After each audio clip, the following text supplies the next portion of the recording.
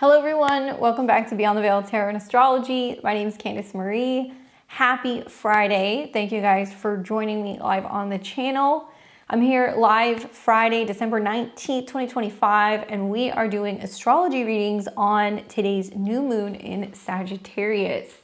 If you guys like my content, you want to see more of it, subscribe to the channel, click that bell button below so you get alerts to see more of my videos. I'm here every Tuesday, Thursday, Friday, and Sunday using tarot and astrology to make sense of what's going on in the cosmos.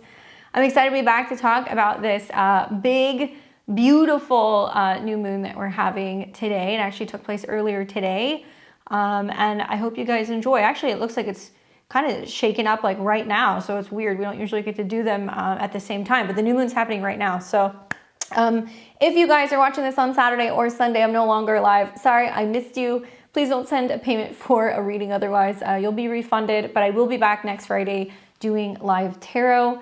And if this is the first time you guys are getting a reading with me, welcome. I'm practicing Western Placidus astrology. I am answering your questions live on the channel. And if you want to get in the queue and get a reading, scan the QR code right here. It's going to take you to my PayPal.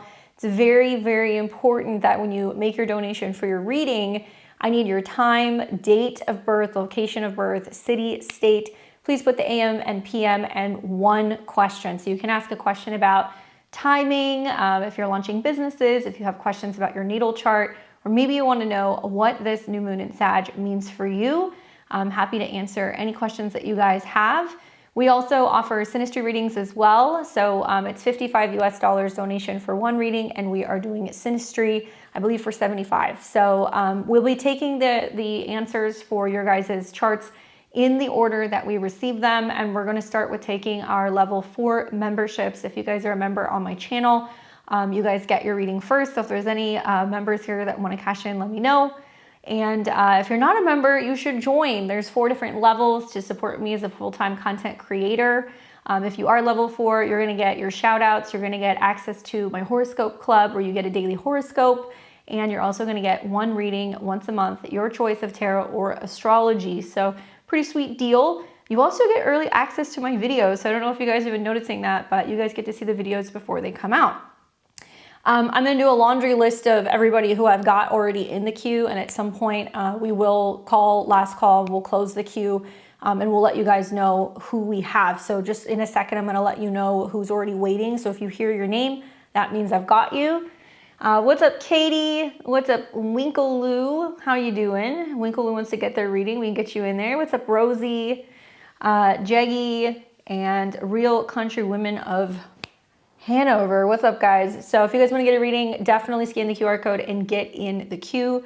But let's get Winky in there and let's pull your chart up. So let me see if I have you already saved or not. No, so let me plug your chart in real quick. And it looks like that was March 17th, 92. And that was at 11:51 in Manila. All right.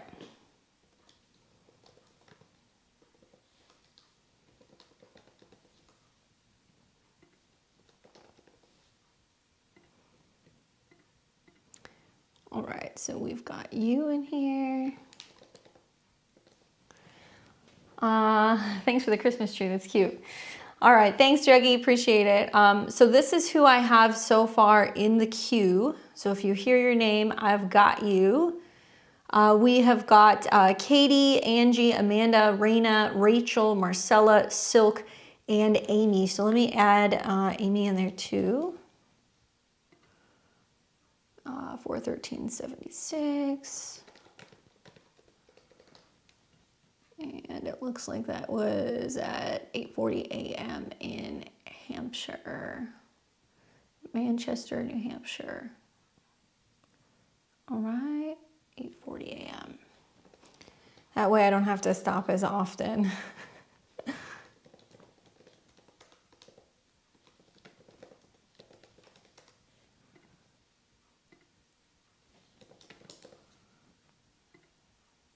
All right, so we've got everybody so far saved. And if you heard your name already, that means I've got you. So we'll start with Winky. And if there's any other level 4 members, let me know. Otherwise, Katie, Angie, and Amanda, you guys are all on deck. So let's take a look and see what Winky has to say. It says, happy holidays, everyone. Well, to you too. All right, so March 17th, 1992, 11:51 a.m. in Manila. So that gives you a Cancer rising. You've got your sun in Pisces and your moon in Virgo. Can I get my monthly reading? All these Sag energies have been good for me. How is Capricorn season going to affect me and my partner? Well, certainly you're 0 degrees Capricorn, 0 degrees Cancer rising. So you're going to see a lot of activity in relationship land over like the next 6 weeks. We'll get to that in a second. But I think that the new moon being so close to your descendant is going to be both a combination of setting new intentions in relationships. Technically, it's in your 6th house. So there is this emphasis and focus on your health, your habits, your routines. And all of this is actually ruled by Jupiter. So if you look at Jupiter, Jupiter is retrograde in your 1st house. So it means, how can I be reevaluating, reassessing my emotional habits, my eating habits, certainly my work habits, and my day-to-day, and just really focusing on work and productivity, because Jupiter's retrograde right now at a 22. So that new moon actually slightly in conjuncts and quincunxes your 6th house. So it may bring to your awareness certain work habits or certain, kind of timing or productivity things that need to be tweaked. So whenever you have a new moon in the 6th house, it's a good idea to really take a look at, am I being productive? Do I want to get back to the gym? Am I looking for a new job? Am I trying to kind of structure my schedule? And all of those things are really beneficial for your emotional health, not necessarily just your productivity. And then shortly after we see the new moon, you're then going to see all these planets begin to kind of move into your 7th house. So as of like the 20th, the sun, Mars, and the moon are in your 7th house, which then shifts the focus from the end of December into early January with relationships and partnerships. Now, what's interesting is there's going to be a lot of action in this area of your chart. But when you think about the 7th house, it's not just about your relationship to other people. It almost works as like the 1st house to your partner. So if you're in a committed relationship, that exalted Mars in the 7th house means you're going to see more action, motivation, a little bit more assertiveness, and a little bit more maturity that's going to come through the relationship. So things can actually really progress in relationship land. And then shortly after that, you're going to see Venus pop into your 7th house around the 24th. And then we will see Mercury join later on. But at the beginning of January, starting around the 6th of January, you're going to see Mars, Venus, and the Sun all conjunct one another in your 7th house. So there is this very powerful kind of merger where we're going to see a triple cazimi with the Sun. So it can mean that you're starting to kind of go, oh, communication is better. I'm feeling more solid in a relationship. They're kind of making things happen. They're moving and shaking. And it's all very friendly with your Saturn transit on your Sun, although that's not always the easiest transit. You're at the tail end of it. So this is not just highlighting where you're going in a romantic relationship. It's also highlighting the relationship that you have with people at work. And the 7th house is known for like working with clients, being a little bit more diplomatic, trying to work together as a team, and really being seen as a leader, because Mars is connected to that Saturn and Pisces transit on your Sun. So a sense of like accomplishment, feeling validated, getting recognition, working well with other people, and very busy professionally seems to be the theme in January. And then you'll kind of see that continue through about March of next year, where you'll have more eclipses in your 10th house. You're going to have retrograde there. But this is kind of the peak of having been under a Saturn-Neptune transit for the better part of like the last 2 years. So you're going to start to see things really kind of perfect when it comes to your relationships out in the world, as well as in a professional setting. I think what's also kind of cool is that you are going to be seeing that this is kind of like the tail end of Jupiter in a trine to your Sun and Saturn and Neptune. So this has been helping you build more emotional resilience and maybe feel more comfortable and confident speaking up at work and kind of taking the lead. And if we go back to the new moon in Sag, the only thing that I would say that can be a little tricky is that this new moon does come with like a few kind of bumps in the road, okay? So the positive is that, Sagittarius is in superior angle to Saturn and Neptune. So it tells me that if you can get organized, focus on productivity, focus on health, time management, and also really prioritizing your health and your happiness. Certainly, Jupiter can be about your joy. and be making time for the things that you enjoy, or making time even for relationships through kind of better balancing your work schedule, I think you're going to be able to have time to do all the things that you want. The downside is that as a Pisces sun, you know, you are feeling the heat, because this is 10 signs away from your sun, of relationships with people at work. And there can be this feeling of just getting kind of like bogged down with just an insane amount of work, a lot of responsibility, and there's a lot of pressure or eyes on you. So when you think about a new moon is not just setting the stage for the next 2 to 4 weeks. Maybe you'll see better habits. Maybe you'll see that you're kind of managing your time a little bit better, your health a little bit better. But it's asking you to really think over the next 6 months, you know, where your habits and your daily routines are actually going to improve your sense of leadership or visibility.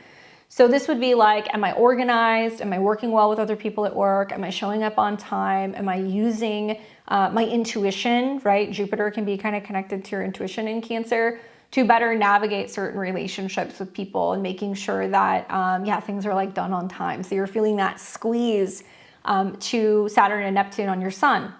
Now, if you think about this generally, Sagittarius is about optimism and maybe being a little overly optimistic or confident, or thinking that everything is possible and we can get it all done. And I think that I would watch for maybe getting too comfortable in some of your routines, because you can kind of, you know, hit a plateau and not kind of see some of the career progress that you want if you're too comfortable.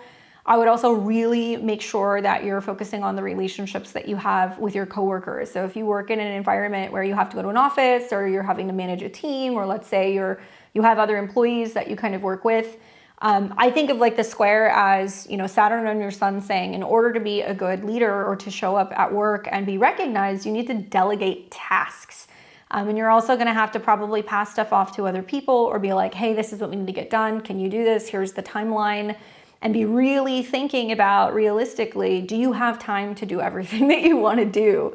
If you guys watched my video that I did on the new moon in Sag last week, I talk a little bit about how there's a need to be optimistic, that we can kind of overcome some of the blockages. Although Saturn and Neptune on your sun is more communication blockages, it could be issues revolving around maybe feeling like other people are undermining you. It can also mean that there is a sense of needing to work with the square and recognize if you're able to really plan things out over the next 6 months appropriately, you can get it all done. Otherwise, you feel like you're just crunched for time and you're kind of pressed to, be able to kind of show up and produce. And you might feel like you're kind of in the hot zone the next month or so when it comes to meeting certain deadlines or like quotas. But I do think that once you get out of Sagittarius season and you're getting to like late December, early January, there's going to be so much more of a focus on relationships. And with all these planets being governed by Saturn, which is on your sun, this is also going to be really kind of tied to maybe the relationship with you and your partner, and changes they're making in their home, or changes that's going on with their family, because the 10th house is seen as their 4th.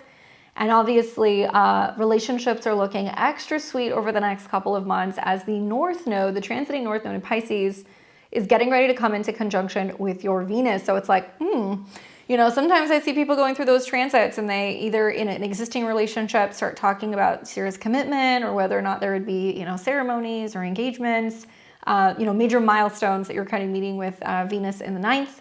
And it's all playing off of Saturn. So you'll see towards mid-January, everything is sextiling Saturn. So there's going to be this feeling of just a lot more, maybe kind of publicly being out with your partner, maybe, bringing them into some like work opportunities, or maybe introducing them to people at work, or if you're going to holiday parties and stuff, they can kind of be involved as well.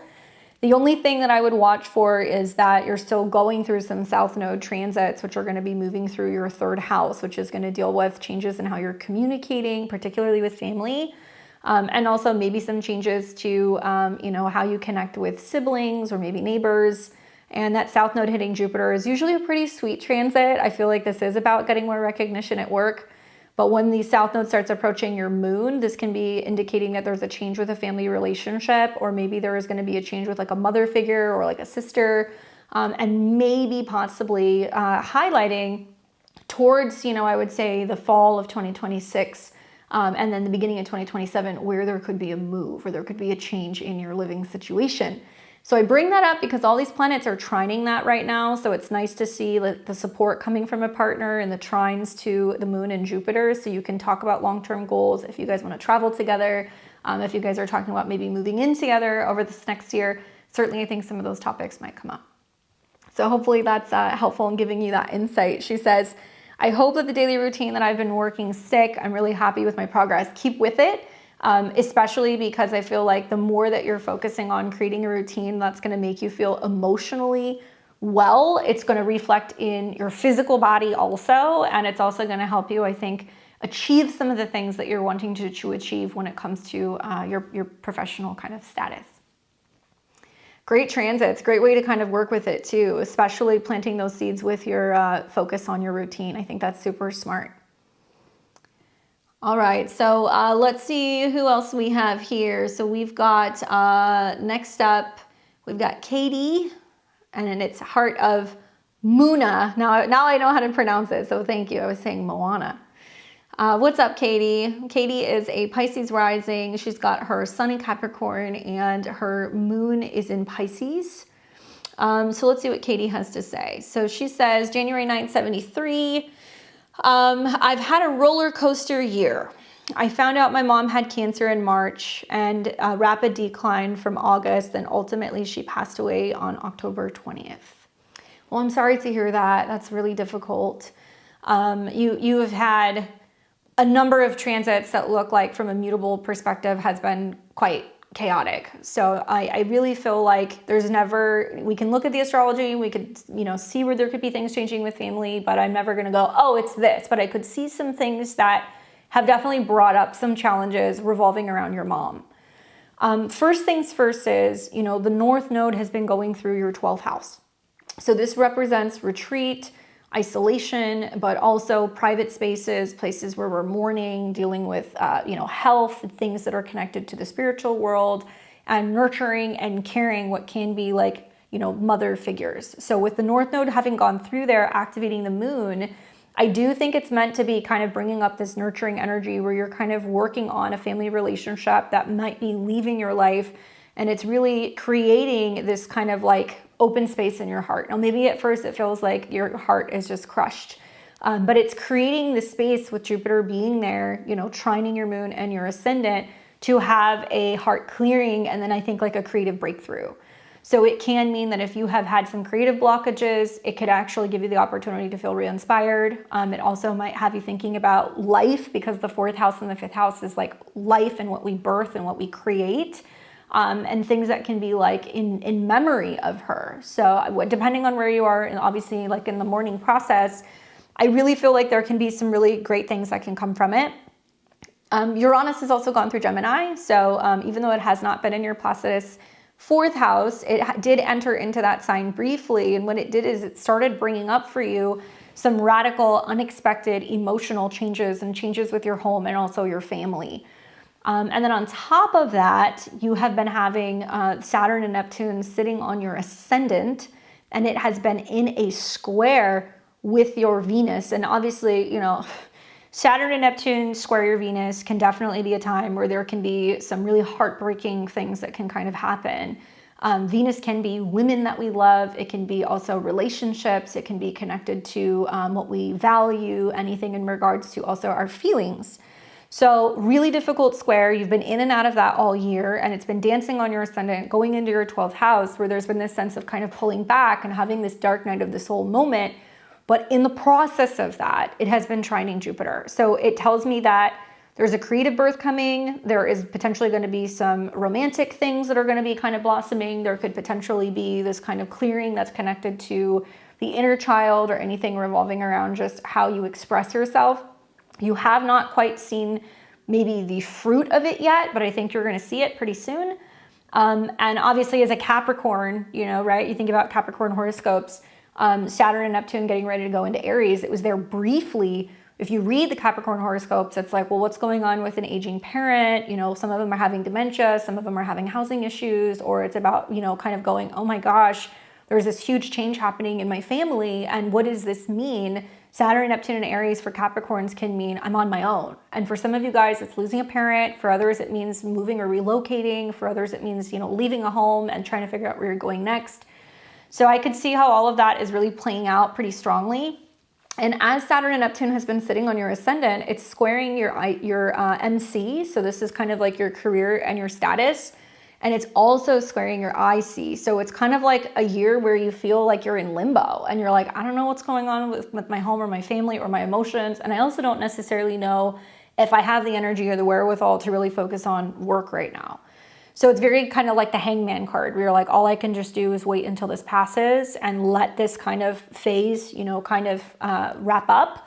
And I do think that you're going to be feeling quite different, especially once you see Jupiter direct in March, and also when you start to see Saturn and Neptune off of your ascendant. So you're like graduating across the board.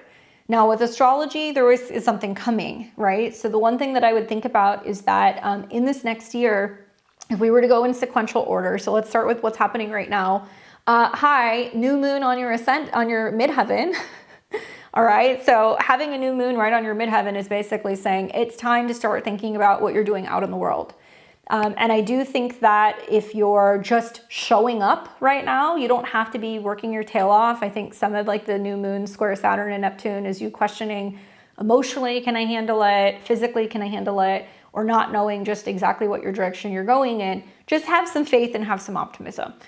Jupiter is the ruler of this, and it's also your traditional ruler, trining your ascendant still, and Saturn and Neptune on your sign. So it's almost like in this moment of not knowing, there is this creative birth that's going to happen. And maybe it's just more focusing on hobbies or creative endeavors or things that you enjoy doing just for the sake of doing it. Doesn't have to necessarily be a purpose. But if you follow that, you might actually find that it's going to lead you to some pretty significant career breakthroughs as you're getting into this next year. Now, Sagittarius is also superior over what's going on with Saturn and Neptune. So like a lot of humor, a lot of optimism can get you a long way. I do feel like with Jupiter in the 5th house, it's about you creatively reinventing yourself and maybe kind of going into some directions that you never really saw yourself kind of going in, and like being gentle with yourself. And the fact that it's on top of your Venus can also mean that it's bringing in lots of opportunities if you're involved in art, music, anything of fashion, style, right? Flowers, things that are sweet, all these kind of Venus things. And you don't quite see the bigger picture of what it's going to be quite yet, but just trust me on this. There's something really cool that's being seeded. You just have to kind of lean into it. The other thing that I would say that you're going to want to focus on is as you're getting into January, you're going to see a ton of planets that are going to start opposing Jupiter. And this tells me it's almost like all of a sudden, all of the friends, the networks, the connections with close, people and social groups are really going to start kind of showing up for you. So if you are invited to stuff at the end of December into January, I encourage you to go because I do feel like there can be some networking opportunities or things that you're able to share with friends or just spending time with people who support you. All of this is ruled by Saturn, and with Saturn sitting on your ascendant with Neptune, if you're feeling a little antisocial, you're going to have people who are going to be calling, going, do you need anything? Are you okay? Why don't you come over? Let's get together. I don't want you to be alone. And people are going to be trying to kind of pull you out of your comfort zone, but I say go. Just make sure that with some of these oppositions with Jupiter that, you're doing things that are going to bring you joy. You're not just kind of getting shuffled around because, people have got things that are going on. But I do think that you're going to feel a lot of like love and support coming from partnerships. And then obviously you really graduate when Saturn and Neptune finally leave Pisces. And I know a lot of Pisces and Pisces risings cannot wait for this. That's going to be happening in February. It'll still be in your 1st house. So there is still the themes of, my goals, my boundaries, my needs, and redefining who you are. And then Neptune is kind of like this baptism by fire where there's this grand renewal that's going to be happening. Like you're going to be emerging very different in the spring. So as you're getting to like March, going into April, you will see another Pisces eclipse that's going to be happening. I take that back. It's actually going to be a Virgo eclipse. So that's more relational in early March. And then you're going to be having a retrograde that's going to be in your 12th house. So that retrograde is about feeling like whether or not you want to get back into focusing on relationships or working with clients and interacting with people in March. But then when these planets cross your ascendant, you're going to be feeling very different. And that's going to be about April of next year. And then it becomes very much focusing on rebuilding self-esteem, focusing on money and resources, maybe being more physically active because it is going to be in your first house and it's about redefining who you are. And Saturn's going to hit your Chiron and it's going to square your Mercury. So I think a lot of it is redefining your value, what you're charging for your expertise or for your services or for your art. And definitely with Mercury square Saturn, it's a lot of having to overcome maybe self-criticism. Maybe it's going to be some changes in who you're kind of working or who you're partnering with, especially relationship-wise, I would say professionally more than anything. And Saturn will also oppose your Pluto. So it's a lot of redefining your resources as well outside of other people. She says, I'm a designer. That's great. I'm feeling optimistic now. Thanks. I didn't know I needed this. I knew I needed this reading. Yeah, it's almost like darkest before the dawn for the late Pisces placements. Definitely. And I think with Jupiter hitting your south node, there is this feeling of grieving what you're losing. Obviously the moon in the 12th house. But with some of the trines that you're still experiencing, I feel like this is really great for doing things, especially when it comes to your family or when it comes to like property or anything where you're still feeling like mom is around and you're still honoring her and you're still kind of integrating her into your life. So I think that that'll be something that you're going to be really focused on, like in your home space, right? Do something with this new moon. It's very important because it's right on your Venus. If you want more money, you want more resources, you want to be heard, you want more visibility over the next 6 months, you got to do something with it.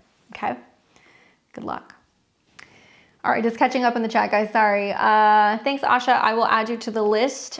We've got a number of people who have jumped in, but when you hear your name, there's about 10 readings before you. We will put your chart up. All right, we've got Angie and we've got Amanda and then Raina. So let's take a look at that. Thanks, Katie. All right, so Angie is April 21st, 1971, 11:57 p.m. in Portland, Oregon. So she is a Capricorn rising. She's got a sun in Taurus, and she's got her moon in Pisces. Lots of Pisces placements tonight. You guys are almost through it. All right, so Angie says, I am feeling blessed beyond measure, but this is my Christmas gift to myself. What about the new moon on my ascendant conjunct the galactic center? But those squares is making things divine for me? Good question. All right, so let's take a look at this new moon that she is experiencing. Here we go. And I was kicking myself because I was like, when I was doing the new moon in Sagittarius video, I was like, what am I missing? I'm missing something. And then I was like, oh my God, it was the galactic center, of course, the black hole in the universe that sucks everything up, but also connects us to what's kind of going on in the ether. So it's like a very potent point in astrology. So having a new moon there along your ascendant, it's technically in your 12th, okay? So you're still gonna have another Capricorn new moon that's gonna be coming down the road. You're gonna see this towards the end of January, and it's gonna be, I think, like around 28 degrees. So it'll be really close to your Mars. This one is more, 12th house vibes, all right? So it is more what's kind of going on for you emotionally, what's going on for you in your manifestations, your visualizations, all of those things, that then when they come into the first house, they can become more of a reality. So you're gonna fall into the category of the Capricorn risings who are kind of feeling like they're going into their cocoon mode and they're clearing some things out or they're releasing some things or letting some stuff go. And I do think that I would not only be focusing on what's happening with the new moon, but I would also be focusing on the square to Saturn because Saturn is your chart ruler. And I would also be focusing on some of the other aspects like Mars on your ascendant. That looks to me like pretty prominent. Now, the ruler of this new moon is actually Jupiter. So you've got Jupiter that's hanging out in your 7th house. So I don't know if you're in a relationship or not. Give me feedback. But if you're somebody who's single and you're like, I'm looking for a partner, right? Or I'm looking for, the 7th house is an astrologer, or I'm looking for a therapist, or I'm looking for, a renewal because Jupiter is retrograde in a relationship, or maybe you're reevaluating a relationship that you're in. That's pointing directly to this new moon. Now, the positive is that with Jupiter being the ruler, it is trining Saturn and Neptune in your 3rd. So it's trying to open up the door to better communication, better relationships with siblings, writing, communicating, learning. And Pisces is things that's more spiritual or kind of metaphysical. So it almost looks like you're looking for somebody to give you feedback regarding something you've been thinking about. Now, maybe you've been thinking about learning something new, launching a business or a website. Maybe it's wanting to get insight about your love life. Obviously, it's, trining your exalted Venus in Pisces down here.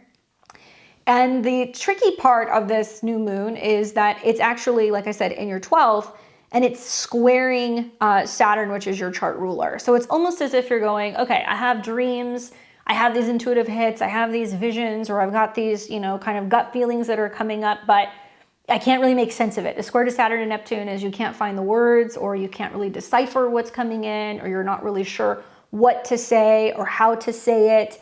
And I look at this as, do I say something or do I not say something in a relationship? Yes, I'm reevaluating my marriage. So, for your marriage, we look more at what's going on with your moon. And over the last year, Saturn has been on your moon. That tells me that it's been maybe a little challenging in communication. Maybe also with Saturn on your Venus, with Neptune on your Venus, you're not really feeling heard or you're not really feeling seen. And sometimes with Pisces, you kind of feel like you're just kind of passing each other and you're not really engaging. And there is a sense of kind of like avoiding having certain conversations. And you're super sensitive with Mars in Capricorn sextile Venus and your moon, and you're really great with communication. So I do think that with this Saturn now leaving your moon and your Venus, to me, we'd have to also look at their transits and your progress charts, but I will tell you, there is something that's now crystallizing. And if you don't have certain conversations, you may actually, with Jupiter retrograde, look back and go, could I have made this relationship better? Should I have, or could I have said something? So a lot of it's about kind of giving it a try before you make some bigger decisions in this next year about making some changes in your home or your marriage. There's other things going on, right? Capricorn rising, they're going to have Saturn and Neptune going into their 4th house. So they're going to be like, am I moving out on my own? Am I doing my own thing? Or if I feel alone, should I be alone? And I noticed that you actually have transit Pluto in your 1st house squaring your sun. So that transit alone is going to bring up some issues with men, relationships with men in the family, somebody you live with, power dynamic issues that are coming up, ego issues, money issues, and you going through like a personal transformation and being like, I need an actual shift in the home. And the sun represents joint finances and change. She says, working on communication always. My Mars and Venus are exalted. Yes, constantly struggling with how to talk to my husband. Well, here's the thing, right? Because Jupiter is your 12th house lord, this can be about going and working with a counselor, a healer, or a therapist. If you feel like you're not getting the communication that you need with a partner, you may be seeking it from another person. And part of it can be this conversation that we're having where you're like, I need somebody to kind of intuitively tell me, what direction am I going in? Is this the right move? You also have the new moon exactly in opposition to Juno, which represents the spouse or the husband. So it's kind of saying you're going, all right, I'm going to be focusing on some of my mindfulness practices, some of where maybe I have some blind spots, maybe where I've been holding back or where I've been afraid to say something. And Sagittarius is known for being sassy, right? This is a sign that is direct and honest and they're about the truth. And it is putting that pressure on Venus and the moon where you're like, I need to have some difficult conversations. I'm not really exactly sure how to do it. You really sit and you meditate and you focus on that first. And maybe it's also about getting some feedback, getting a reading, talking to a therapist, or, I think so many Capricorn risings in their existing relationships or marriages, if they're having issues, before they decide to just totally pull the rug in the spring and go, that's it, I'm moving out, I would encourage all of them to work with a relationship therapist because you guys have Jupiter that's still trining Saturn and Neptune. You can work through the emotions and the feelings and the things that maybe have hurt that you've never really, healed through. And you can really find that kind of middle person, that mediator who's diplomatic with Jupiter in your 7th house to help you navigate some of this stuff. So that's being seeded right now, basically, and it will be in play for the next 6 months until you eventually get to what will be the full moon in Sagittarius in, Gemini season next year. But nevertheless, it's basically saying that if there are things that you are feeling or things that you know intuitively that you need to change and you're not voicing it, then what will happen, and I haven't even looked at this full moon yet, but I'll look at it. I'm curious. When this becomes a full moon in Sag, that's going to be a pretty big defining moment. So this will be the full moon in Sagittarius. It looks like it'll actually be in your 11th house. And this full moon is going to be right on top of your Jupiter. Hi, and look there will be a Mercury retrograde that's getting ready to go in your 7th house. Venus and Jupiter is there. I feel inclined to tell you that if this were me, you know, nobody's going to go through a Venus-Saturn transit and they're going to not feel totally thrilled about the relationship. It doesn't happen. And also Pluto square the sun is going to bring that on too. I would stick with therapy. I think if you stick with therapy and you have a full moon that's going to be conjunct Jupiter, you guys are probably going to be able to work through some of these challenges over the next 6 months. I'd keep an eye on the Mercury retrograde that's going to happen at the end of June going into July next year, because it's definitely going to be very much relationship oriented. But that full moon with Mercury conjunct Juno, I feel like you're feeling hurt in a relationship. Things are improving. I also think that you're going to see Saturn off of your Venus, you know, and until you have a harsh aspect going on with your moon, which you're not for some time, Jupiter is going to be trining your moon in this summer. You're going to have eclipses that are still going to be in Pisces, but I actually think that this is worth working on. So I'm glad to hear that you guys are kind of moving through this and you're doing the counseling thing, you know. Go and learn about transit Saturn conjunct your Venus, because Saturn and Neptune has been there and there's a lot of kind of feeling like lost and not seen. And also go and learn about Pluto square your sun, because that tells me that your values are changing, or that what it is that you're kind of, you know, doing when it comes to handling money and resources, and that is pushing, you're pushing for some pretty dramatic change on the home front. And so I think that that's something that I would also be focusing on addressing. And if you ever want to come back, and if you ever want to look at like your synastry or something, we can look at your guys' charts and see what's kind of going on with your transits. We can do that. But look, Venus conjunct the moon, exalted Venus conjunct the moon and sextile Mars, you're not one to quit relationships. And you've even got Saturn that sextiles that as well. So yeah, I would say just watch the eclipses, and you have a really, really nice full moon that's going to be happening in the beginning of January. That will be in Cancer, and the moon is going to be conjunct Jupiter, and Mars and Venus and Mercury are all on the first house. They're in the ascendant. So that's telling me that you're going to be feeling a little bit more kind of outgoing, and you're going to be feeling more confident, and the more action you're taking, and it's all ruled by Saturn, all this, and it's sextiling your Venus, that there's a lot of you showing up and doing the work on your part, and there could be some major emotional breakthroughs that you can have with your spouse. So I hope that that's helpful. Thanks for getting a reading. All right, we've got Amanda, Raina, and Rachel. And let me check and see if we've gotten some more people that have kind of popped in. All right, so got the same list of people. So let's now move on. We're going to talk to Amanda. What's up, Amanda? All right, so we've got Amanda here, who's a 29-degree Virgo rising. She's got her sun in Capricorn and her moon in Taurus. And then we are looking at the guy. Every time I see these 29-degree Virgo charts, there's similar storylines, right? Similar storylines. If you guys send a payment, I will confirm that I've gotten it once I see the payment come through. So every couple of readings, I'll let you know. And then we'll let you know when we call final reading, or we're going to call, what is the word that I'm looking for? Last call for the readings. All right, so we've got Amanda here. We've got Ryan. Okay, and this is what Amanda has to say.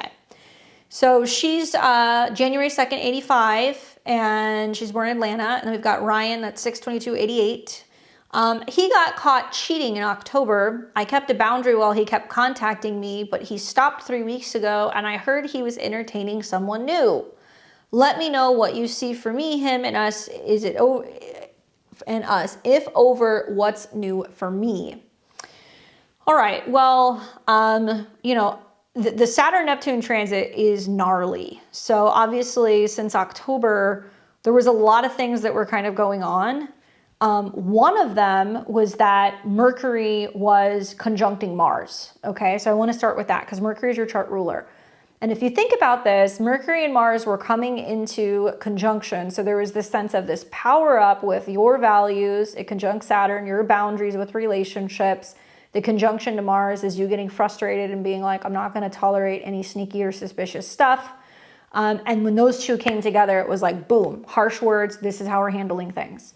And Saturn and Neptune were retrograde. So there was a sense of things being revealed to you, masks coming off in relationships where there has been some deceptive kind of tendencies. I think that's fair to say. all ruled by Jupiter. Okay, maybe not Neptune, but Neptune went back. And Jupiter has obviously been hanging out in Cancer. So in your 10th house, it could be you being more assertive in protecting your emotions. It could be friends that you have that are kind of supporting you and talking about, hey, this is what you need to do.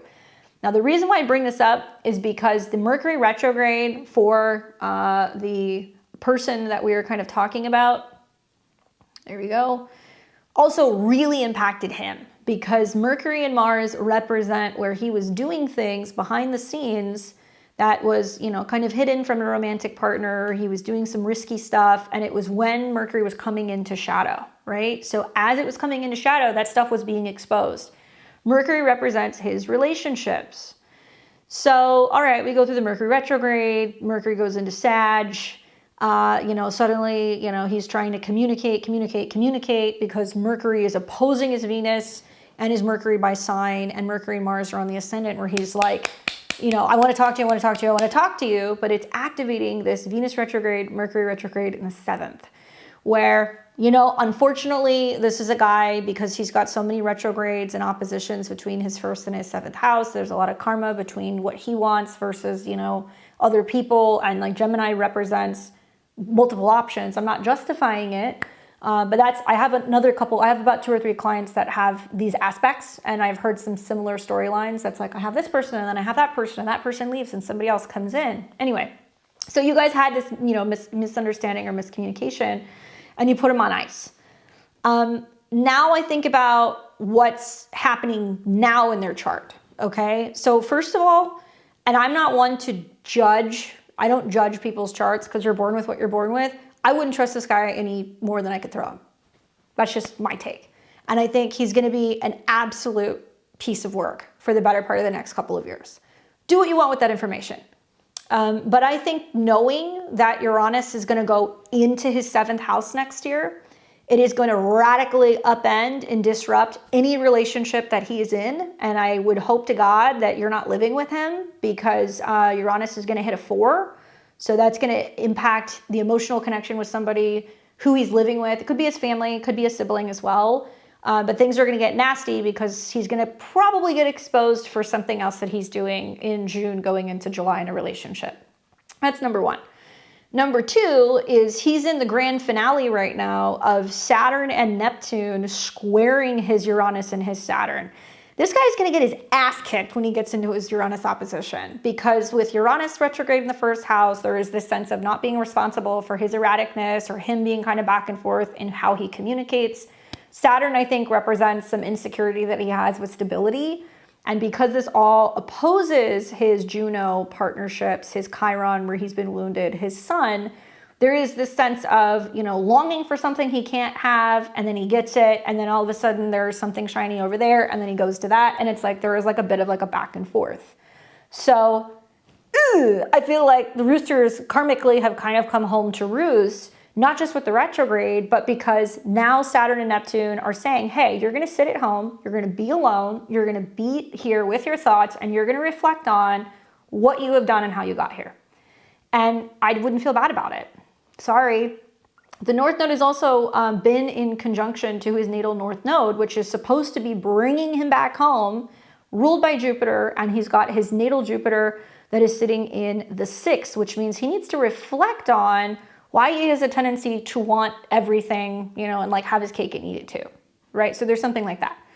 I would just say, be careful. I think I have a lot of clients who are born in 88 who have the Venus retrograde in Gemini, the conjunction to Mercury. One of my ex-boyfriends has that. And I'm going to tell you, they're all like that, because the retrograde means that they're working out some karma where they're like, okay, do I want this or do I want that? And there is some limitation. And I think a lot of it is habits. Jupiter in Taurus is like, I want something for me. I want it for me, and I can go and do what I want, but I'm gonna let other people, come into my life, but I'm not gonna let my partners do that. And I'm not a fan of that personally. All right. So it's reflecting a lot of the stuff that's going on in your chart. So when we think about the Saturn and Neptune transit, now Saturn and Neptune are direct. So from here until the beginning of February, they are moving side by side through this sign, which means it's the finale of there being questioning relationships, shady people, not being honest, and all that stuff is still trining your Saturn. So you have to hold the line with your values. You have to hold the line also with the trine of the South Node, where maybe that means that you're creating that kind of block in terms of communication. And then you're going to see them cross into your 7th house. All right. So they're going to go into your 7th house. They're going to be there. They're going to go into Aries, which is totally different. Saturn and Neptune's still along your descendant for like the first 3 months of the year. Yeah, okay. You know, maybe you're going to still see that there are some people that can be kind of ghosty, but I think that the Aries energy is more direct and in your face, and it's easier to deal with than Pisces, because they'll act wounded, or they'll be like, well, I'm going to go away. Why did you not do that? Then you can see people come back to you and be like, well, you know, I don't, now I want to talk to you, but I don't see what I did. And that could be a bigger problem. Now that's going to all be ruled by Mars, and Mars is going to be sitting in your 5th house, where you're going to have eclipses in February. I think you're a lot better off waiting for something new, because I can see he's going to have some issues, and you're going to go round and round with him at the very least for another year. I also think with an eclipse on your Venus that's going to happen in mid-February, that is most likely going to bring in something that can feel more like a fated meeting or a significant partnership, and it's kind of seeding something that could be somebody who's different than what you're used to dating, somebody who's younger. And Mars is also the ruler and the dispositor of Saturn and Neptune in your 7th. Why? Like, I'm not going to tell you what to do, but I would definitely be more open to what's coming in. I would also say you have to be now approaching relationships in a new way. And, you know, sometimes when you have Saturn and Neptune go into your 7th house, particularly Saturn, having a therapist helps, having a coach helps, talking to an astrologer helps. And you're going to have people who are going to be more direct, and they're going to be like, do you not see what you're doing? Because the 7th house is a mirror. So they're going to be like, why are you chasing unavailable people? And you're going to go, I don't know. Also, you know, Uranus has been squaring your Venus, so there's going to be a lot of instability in relationships there. But I would be super hyper focused on the fact that this wants you to approach relationships in a new way. And really what you're looking for is like similar to the Libra rising horoscope, Saturn, Neptune, and Aries, is you want people who are self-aware. You want people who are not going to get angry and get frustrated when you create a boundary. You want people who are also going to be taking accountability. And this will start squaring your natal Neptune. So you're going to start reflecting and going like, well, you know, am I where I want to be in my life? You know, technically it's your whole sign 5th. So it could mean you going into some kind of therapy and being like, well, is there something that happened when I was younger where I chased unavailable people? Are you reflecting on whether or not you want to settle down and get married and have a family and do what you want to do? And if those are things that you want, then you're approaching relationships, I think, in a more direct manner. I mean, I bet you dollars to donuts, your guys' composite transits are going to say the same thing. I bet you anything. Let's look. So this is your midpoint composite between the two of you.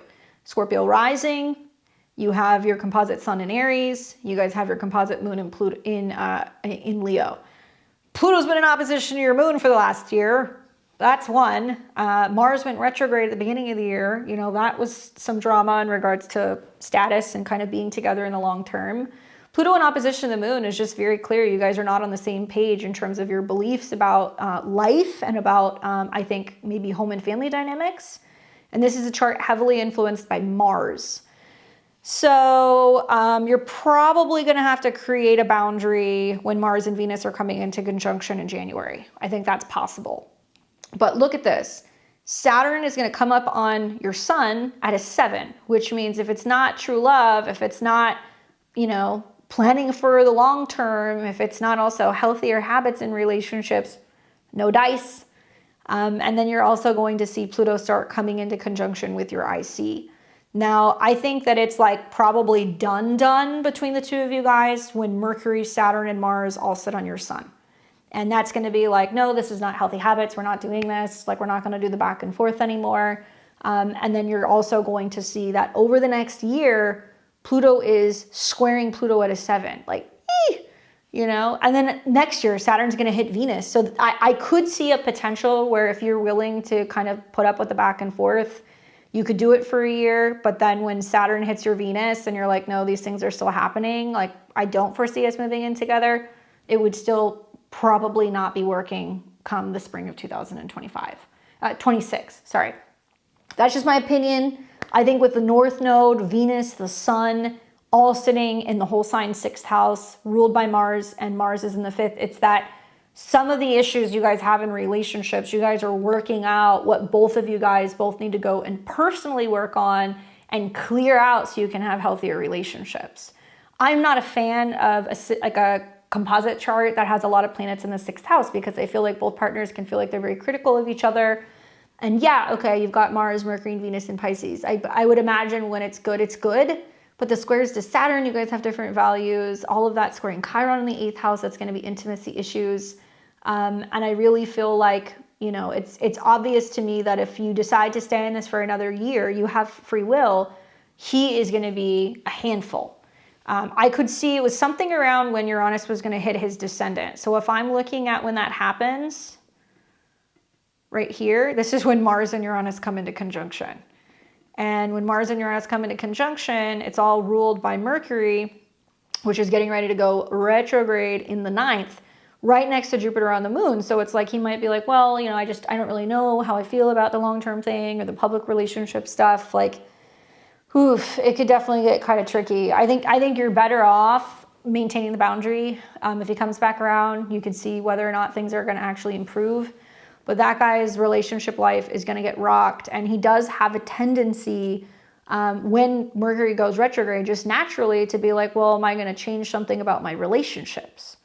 So that Mercury retrograde is over. Now Mercury is coming into opposition with Mercury and Venus. So whoever he's been trying to kind of impress or entertain doesn't feel stable to me. Like, it doesn't necessarily feel like it's like a thing that's like sticking, and we need to see something really positive happening with his natal Mercury to see some kind of relationship fulfillment that's going to work. Look at his moon in Libra, right? 7 degrees. Here's what's going to happen. When Saturn comes into opposition with his moon, that tells me that somebody who he's either been interested in kind of trying to date or kind of seeing, you know, gets weird because he's making friends with other girls. There's going to be some relational issues that's going to happen in April. So if that were to be you, where you go back, you're going to be like, why are you still talking to these other girls? And they're just like a friend. I don't know. To me, I think the Sun Chiron in the 7th is very telling, especially square his moon. I feel like there is some insecurity that he has, and he wants to have his independence with all those planets in Saturn the 1st, but he also likes knowing that there are people that are there, and he does like the back and forth because he quite literally can't make up his mind. I would wait for the eclipse in February. I think you're going to find something much better. And at least if you're dealing with some kind of questionable characters, you'll be able to kind of deal with it head on. And remember that Jupiter rules your 7th house and you're in your Jupiter opposition. It's like, it doesn't have to be all about staying with one person. I would be like, go out there, focus on your career, meet people, make friends, you know, let friends play matchmaker and all of that stuff. Because I think it's going to be a much better option for you with Jupiter trine Saturn. I think that you're going to find other people who are going to be more than willing to be with you. Anyway, good luck. I hope that that's helpful. His chart's a mess. That's a very difficult opposition to have. For people who are asking if they got in, so I have Amy, Silk, Marcella, Rachel, Raina. Those are who I have in the queue. So if you want to get a reading, scan the QR code. You have to pay a donation. It's $55 US. I need your name, date of birth, time of birth, and exact location, and let me know your specific question. Otherwise, I'm just going to talk to you guys about your Sagittarius rising new moon. And if you guys are watching this, give me a thumbs up, like the stream. Make sure you guys subscribe. I'm here every Friday doing my thing. I do not see a payment for you. Let me check it again. Hold on. Maybe PayPal's being slow. No, the last one I have is from Amy. So whoever is saying that they're not hearing their name, I do not have an Alyssa. I do not have an Amy. So you guys have to probably shoot me an email so that way I can make sure that you sent it to the right place. But you have to use the QR code. All right, so we're going to move on. We've got Raina and then Rachel and then Marcella. So let's talk to Raina. Let's see, where is she?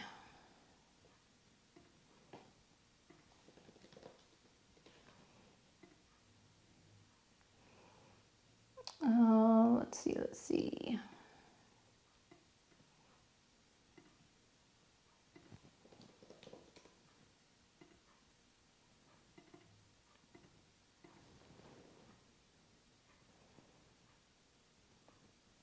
Oh, hey, Allison. Yeah, you can still send it in.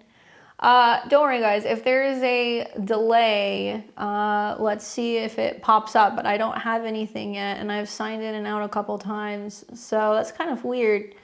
Is there a way to check to see if the QR code is working?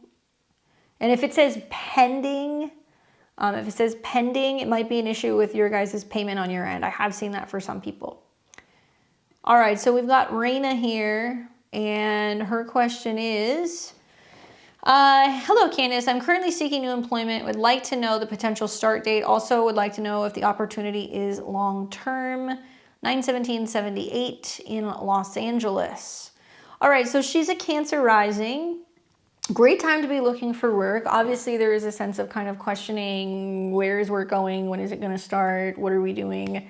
And so one thing I would say is that the new moon that we are currently having right now is really setting the stage for looking for a new job.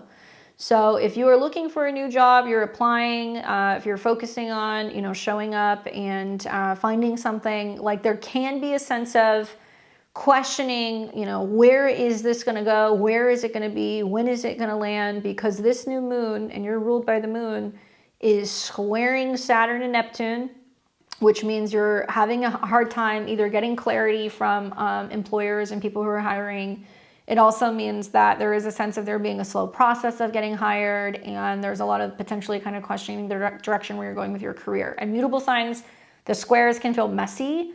The positive is that Jupiter is the ruler, and Jupiter sits in your first house retrograde at 22. So this tells me that this is about reflecting on, well, what do I want to do for work? What kind of a schedule do I want? How am I feeling also about work? And if you are feeling kind of emotionally stressed or tense or anything revolving around not feeling like you have clarity or something solid, you have to ground yourself in routines. And that's going to be a primary focus for the immediate next 2 to 4 weeks. And this is about consistency, prayer, optimism, and also focusing on bringing in the job that you want. See, sometimes when we see these squares, there's a lot of, oh, this sounds really great. This is what I really want to do. But the skewed kind of energy with Saturn and Neptune can mean that you're applying for things because you think you want it, and then you get in, and then you talk to the potential company, or you go through the interview and you're like, this is not what I thought it was going to be like. So you have to really practice a sense of having clarity. You have to ask a lot of questions, and you have to really make sure that this is what you want to do. The other thing that I would say is that Saturn is currently sitting on your south node. So like the new moon aside, having that Saturn Neptune sitting on your south node was going to definitely give you a break in a pattern at work, or you were going to be feeling kind of stuck in the grind, or there was going to be a sense of feeling unfulfilled with what you were doing professionally. And that's like a Saturn transit here is once in about 28, 29 years, but Saturn and Neptune sitting at that degree has definitely been a situation where there has just been a sense of like things kind of slipping through your fingers, or kind of feeling like it's just dissolving.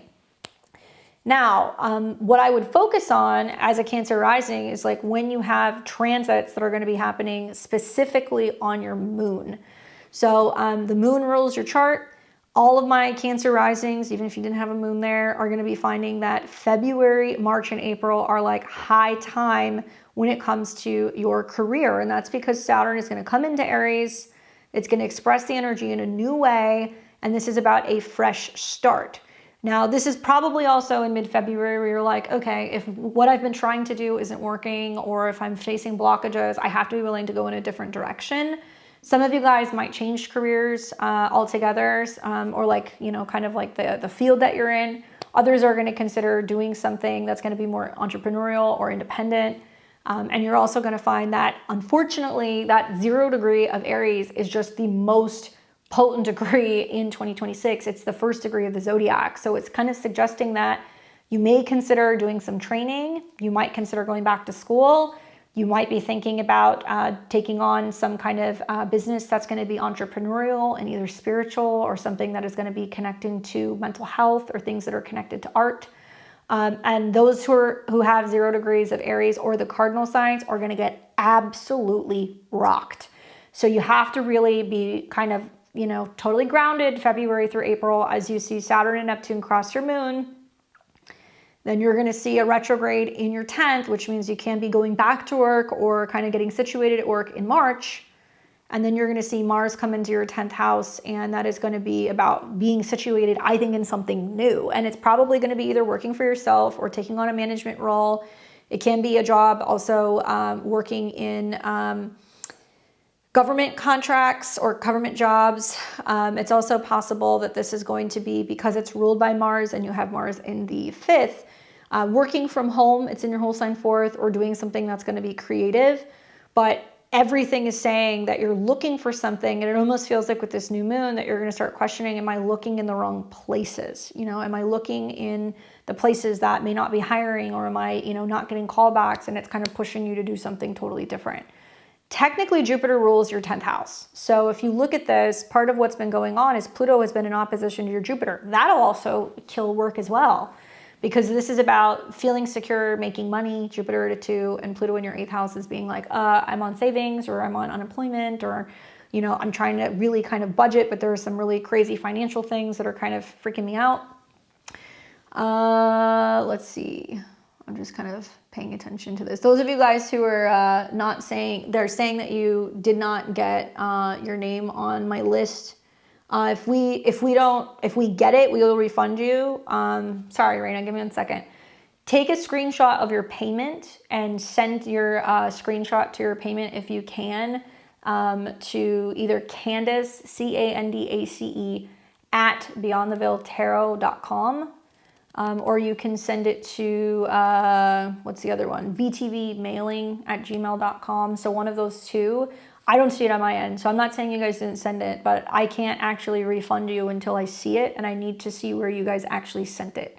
So send those screenshots of your guys' payment there so we can see it. And we can maybe, you know, talk to PayPal, but I apologize, I'm not seeing it on my end. And that's very bizarre and strange because they usually immediately come through. So if I see anything pop up, I'll let you know. So she says, my field is in accounting. Okay. So, you know, if Saturn traditionally rules your 8th house of taxes and other people's money, and also your 7th house of relationships, I wonder if you're going to get hired to go and work at like a bigger firm. I wonder if it would make sense to be, you know, putting your big girl pants on and being super brave and putting yourself out there and being like, I'm going to see if I can, you know, take on clients and do it myself, because that moon energy is kind of do-it-yourself energy. I also think that, you know, down the road, after you get through the Mercury retrograde in March, and then you're going to have an eclipse that's actually going to be there at the end of summer, that does seem to kind of suggest that there is going to be some very, very big changes that's going to be happening in your career. And I almost wonder if it's going to be something that you're like doing remotely or online. And that is going to be close to your 10th house, technically in your 9th. Is there any other certification or training that you wanted to do that's going to be kind of connected to what you're doing professionally, like tax preparation or other things that are kind of connected to investing or savings or other things? So if you're doing accounting, maybe the North Node eclipses in Aquarius might mean that you're working with people who are doing like more like crypto related kind of transactions and other things. So you're having to kind of learn how to integrate that into some of the work that you're doing. But yeah, it's all over your chart. Pluto in opposition to Jupiter, Saturn, Neptune coming up on your moon. I think that I would really be expanding and being flexible with the kind of hours that you're looking for. I also think that if this were me, I would be looking into any extra training or certification that could kind of help you feel a little bit more secure with what you're doing work-wise. And if things do get tough and there is a delay, you know, February and March, it's expected. But I think that by the end of the Mercury retrograde in March, you will most likely probably be going back to work. And then next year, you're going to have your Jupiter return. So it's very obvious to me that not only are you going to be making money again, but to me, it's almost like, wow, come July, August, you know, you're making much more money. And Jupiter is going to be conjunct your natal Jupiter and trine Saturn in your 10th. I also wonder if this means that you're going to be doing some kind of work with people who is going to be creative or artists, people who might potentially be in like design or other things that are going to be performance related, that kind of stuff. Anyway, I hope that's helpful. Definitely circle back because I'd like to hear what happens for you with Saturn, Neptune hitting your moon. I think that worst case scenario, it incentivizes you to kind of work independently and try to kind of start your own thing. All right, last call is going to be in about 6 minutes or so. We're trying to figure out what's going on with some of the stuff with PayPal, so I apologize, guys. We're working on it. And then we've got, let's see, we've got Rosalind, Marcella, Silk, and Amy. That's who I see right now, but I'm going to log out of PayPal and log back in because I want to see why some of these are not coming up. Thanks, Sarah.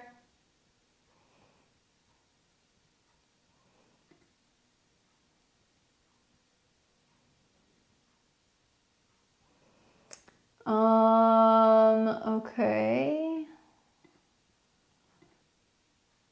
Very interesting. I'm not seeing them coming in. What is going on? So if you guys don't get a reading tonight, you will be refunded inevitably when they come through. So just send all of your screenshots to that email that we posted because I have nobody after Amy. So there's got to be a glitch going on with PayPal. The only other option is that you guys can send, you can go through Super Chat. Super Chat should work because it's not connected to PayPal. Thank you. Yeah, just send them there so that way we can see them. And if when they inevitably do process, I will just refund it back to you, but I can't refund it to you till we get it. So I'll try to see what's going on and follow up with PayPal tonight. All right, so we've got Marcella. No, I take that back. We've got Rachel, and then we've got Marcella, or Rosalind. All right, so let's take a look here for Rosalind.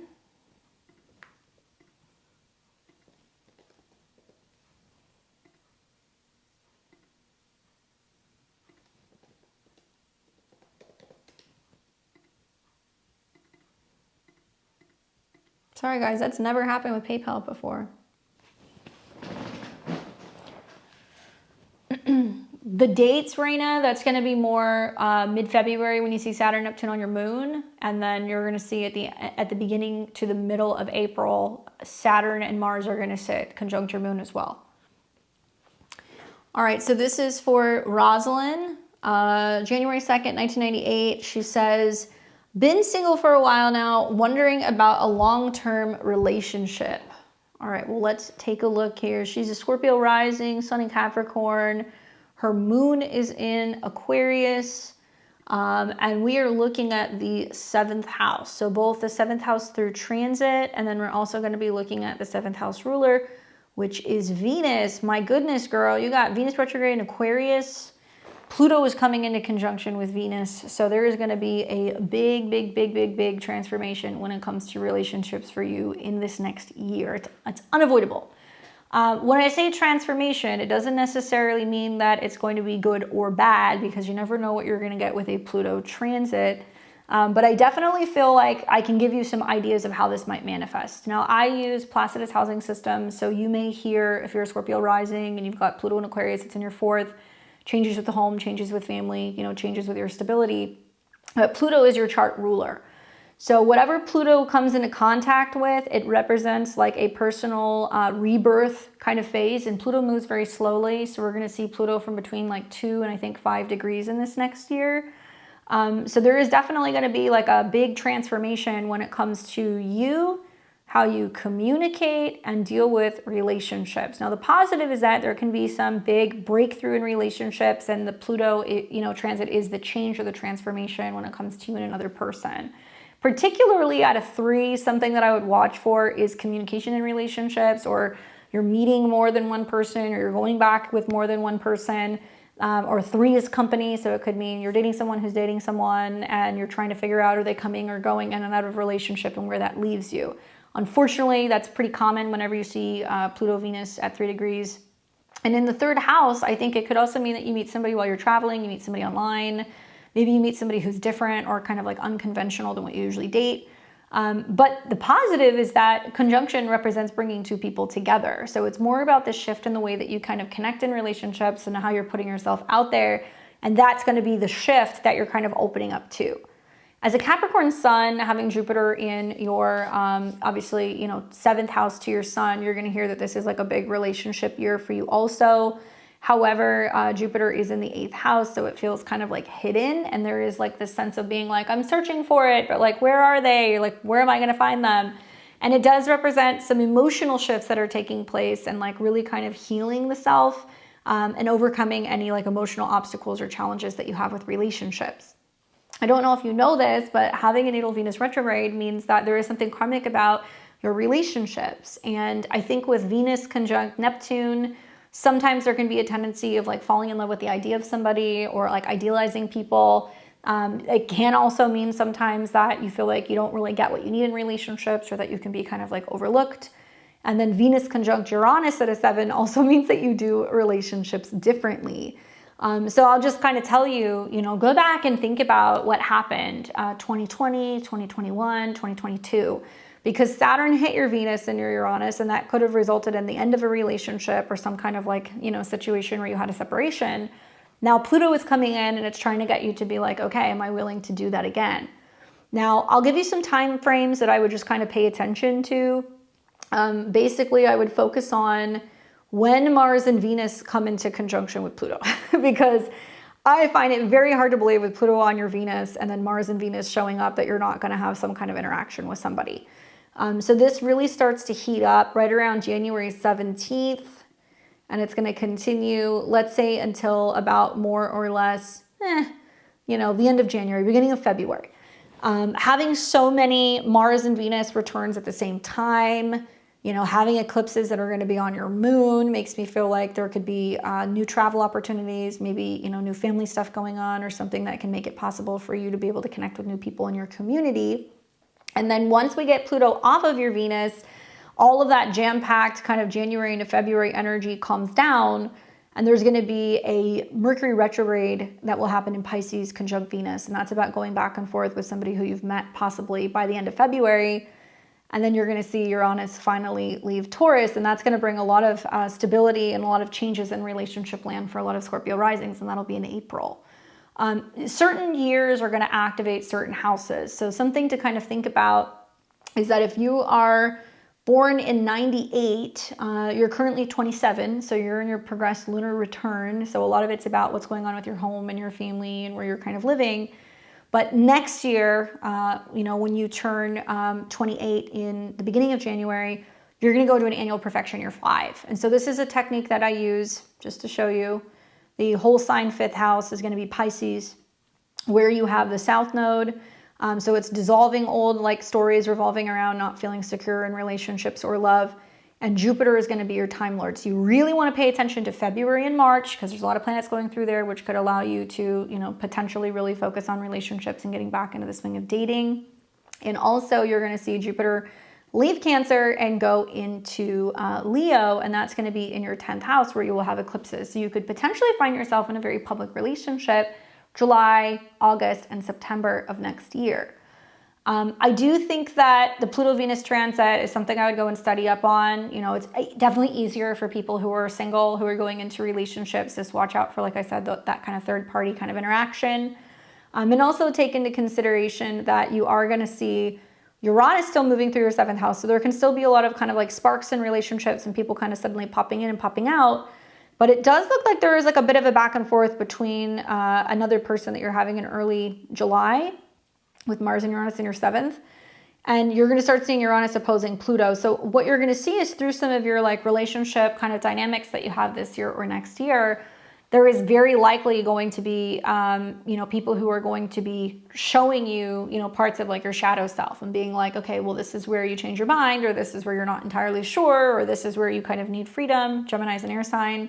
Thankfully, as Uranus is going through, Gemini, even though it's opposing Pluto, pushing you to kind of evolve and change, it is on the back end trining Pluto and your Venus. So it's like a relationship can come in very suddenly, suddenly you're traveling together, you're talking about moving in together, potentially making some big changes on the home front.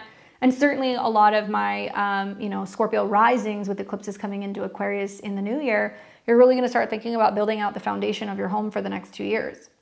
So in a nutshell, right now, as you're getting ready to go into your 28th year, there's going to be much more focus on love and relationships, follow Jupiter, and then 30 is usually when you see a huge turning point in regards to relationships as well. When you go into your annual perfection year 7, that's going to highlight your Venus, Uranus. So things really start to stabilize within about 30 years of age. But hey, you can go and find love, especially with your Saturn return that's going to be kicking up here in your 5th house. I think it's just about finding new ways to get out there and meet people, and like taking action or taking up hobbies and things that can be relating to sports or independence or things where you're making time for relationships and dating. But big things usually happen when you're in your Saturn return. And I think with some of the trines that are happening and some of the sextiles that are happening, it does look like it's going to be a very big deal. So hopefully you see those sparks that are going to be kind of popping up for you, particularly February and March, and then again in July and August. All right. I know we're having issues with PayPal. I'm not seeing it on my side, so I'm not doubting you guys, but we are closing down readings for that reason, because I don't want to see more people sending money if it's not coming through. So I did see the few that came through super chat.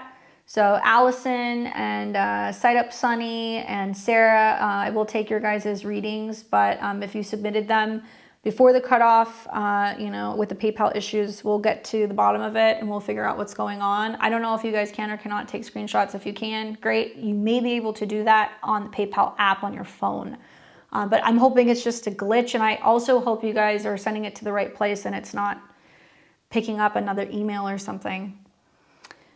All right, so we have got next Marcella, Silk, and then Amy.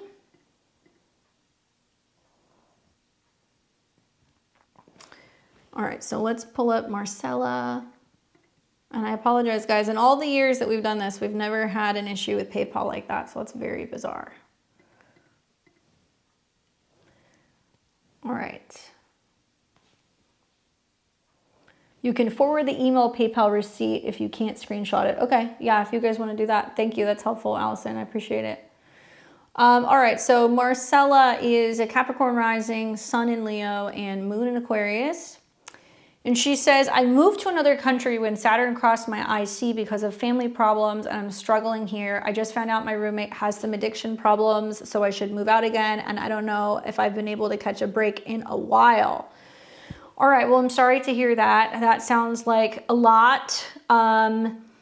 Also, part of this is, if you look at your chart, so recently, over the last year, briefly over the summer, Saturn and Neptune went into Aries. So Saturn rules your chart. So it's about moving, third house going into the fourth house, to somewhere new. Neptune can be foreign. And unfortunately, if you look at this from Placidus, you have your fourth house intercepted. So that can mean that sometimes you don't always see changes that are going to happen with the home or the family, and they come very abruptly. Saturn is about boundaries and structure and where you draw a line, and Neptune is going to be about drugs and addiction and issues revolving around like honesty. So it's on par with the Saturn-Neptune transit that's kind of coming in the new year. I think the positive is that even in spite of that, you're getting ready to see that there will be an eclipse on your moon, which can provide you with new home and stability, particularly in the second house. You're also going to be seeing that your, traditional fourth house ruler, according to Placidus, Jupiter, is going to be making some trines and some other aspects in your chart. So yes, I feel you, but all my Capricorn and Capricorn risings are like, okay, I lost my home, or something's going on at home, or I'm dealing with a family or a parent issue. And you're going to see it kind of continue. So right now, as planets are going through your 12th house, everything kind of feels like it's crumbling. And there's this sense of being like, okay, I'm trapped in this foreign land, 12th house. When am I going to be able to break free? And also kind of the fears revolving around moving or, security, communication with roommates, where you're traveling to, as it's squaring Saturn and Neptune. And so the truth is that, girl, with this chart, I would be like, you need a safe space where you can have some peace. And if you feel like you can't have peace in that condition or in that space, you need to start thinking about where you may potentially be able to go to. I have no doubt that you'll be able to find something, especially with the eclipse on your moon. I think that it may represent, in the immediate next month, having some difficulties in finding a place, perhaps maybe in mid-February, when you have this eclipse on your moon, it's going to bring something new. And this is going to be right on top of your moon. So it's kind of looking like mid-February is when the shift is happening.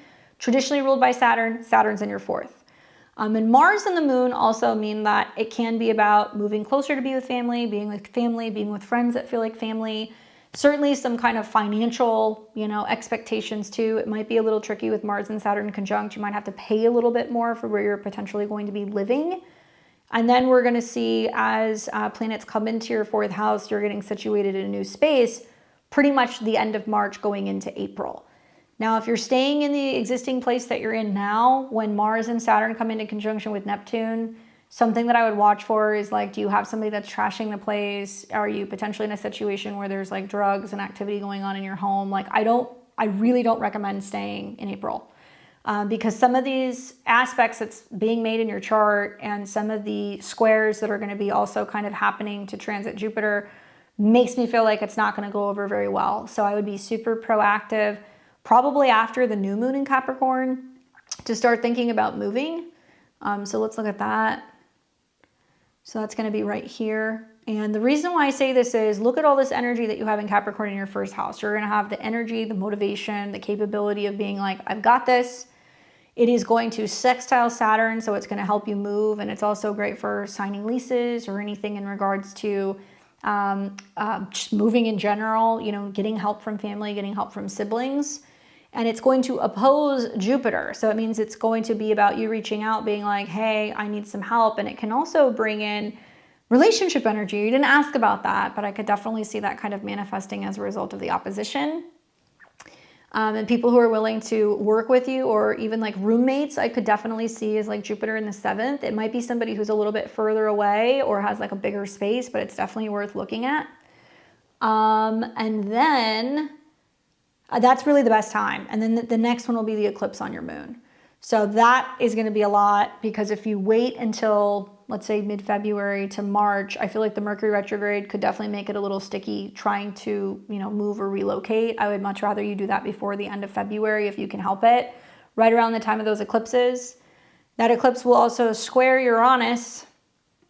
So it does look like it's going to bring up maybe some changes to your hobbies or some changes to a relationship. And like Uranus square your moon, I mean, Saturn coming into your 4th house, all of those things are saying you're getting ready to make a change. But I don't know if you're living in your home country or not, but usually when Saturn and Neptune go into your 4th house, it will either take you to a foreign land or it'll take you home. So if you're contemplating or considering, you know, going back home, I would say definitely consider doing that if you have somebody who can kind of, you know, support you in that process. And then my thought is once we get to Saturn and Neptune and Mars kind of separating, things start to stabilize. And then you're going to see things that are going to be kind of trining your ascendant and sextiling your 7th house. So by the time you get to like end of April going into May, things definitely look a lot easier in this chart, like a lot easier. And you're a Leo, so you're going to see eclipses in your sign. You're going to see Jupiter going into your sign. I have a hunch that probably in August, you were going to be traveling to another country anyway because of the eclipses. And also possibly really thinking about some like new career endeavors, and there's going to be new relationships showing up in your life when the North Node hits your moon. So it's almost like you're being rerouted, like you're getting out of a situation where it's not going to be good for you to be living in a space that feels foreign and kind of isolating and like not healthy. And it's pushing you into traveling and like kind of being a little bit more flexible for a couple of months and bringing in some relationship energy. So I actually think things are actually going to improve for you. But the truth is like, yeah, Capricorn risings, they're all dealing with this, whether it's dealing with a family member or if it's moving to a foreign land or having to kind of sell their home. It's part of the equation.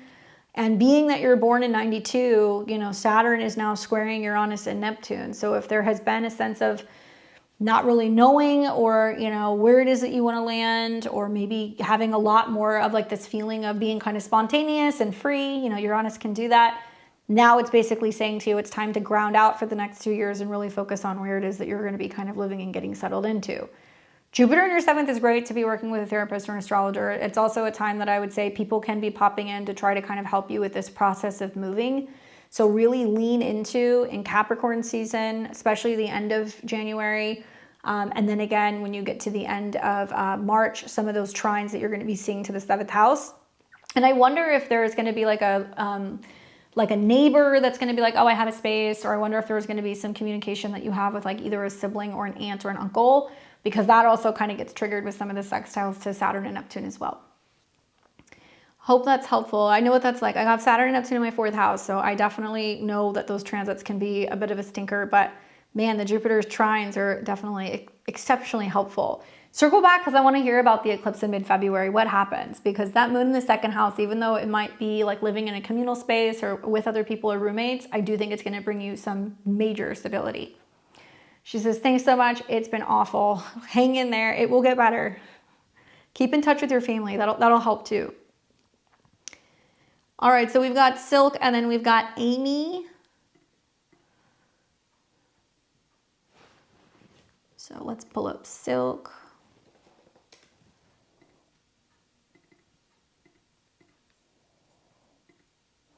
All right, Silk's got that Cap rising, Moon in Aquarius, Sun in Cancer. And she says, hey, I would love a snapshot for love in the next year or in general, what you see. Well, I feel like a lot of Capricorn risings are going to be like magnets over the next like 6 to 8 weeks. Just with the sheer amount of oppositions that you're going to be seeing. So a couple things to think about is your moon rules relationships. So having Moon in Aquarius in the second house means that you want to be chosen, you want to feel valued, you want to feel solid. But Aquarius means in like an unconventional way. So it's like you guys give each other freedom, but like you're still kind of connected. Coming out of your Saturn return, certainly you're going to start to see some of the fruit that's going to come from that. And having Jupiter that's going to be on your sun really is expanding relationship opportunities all year.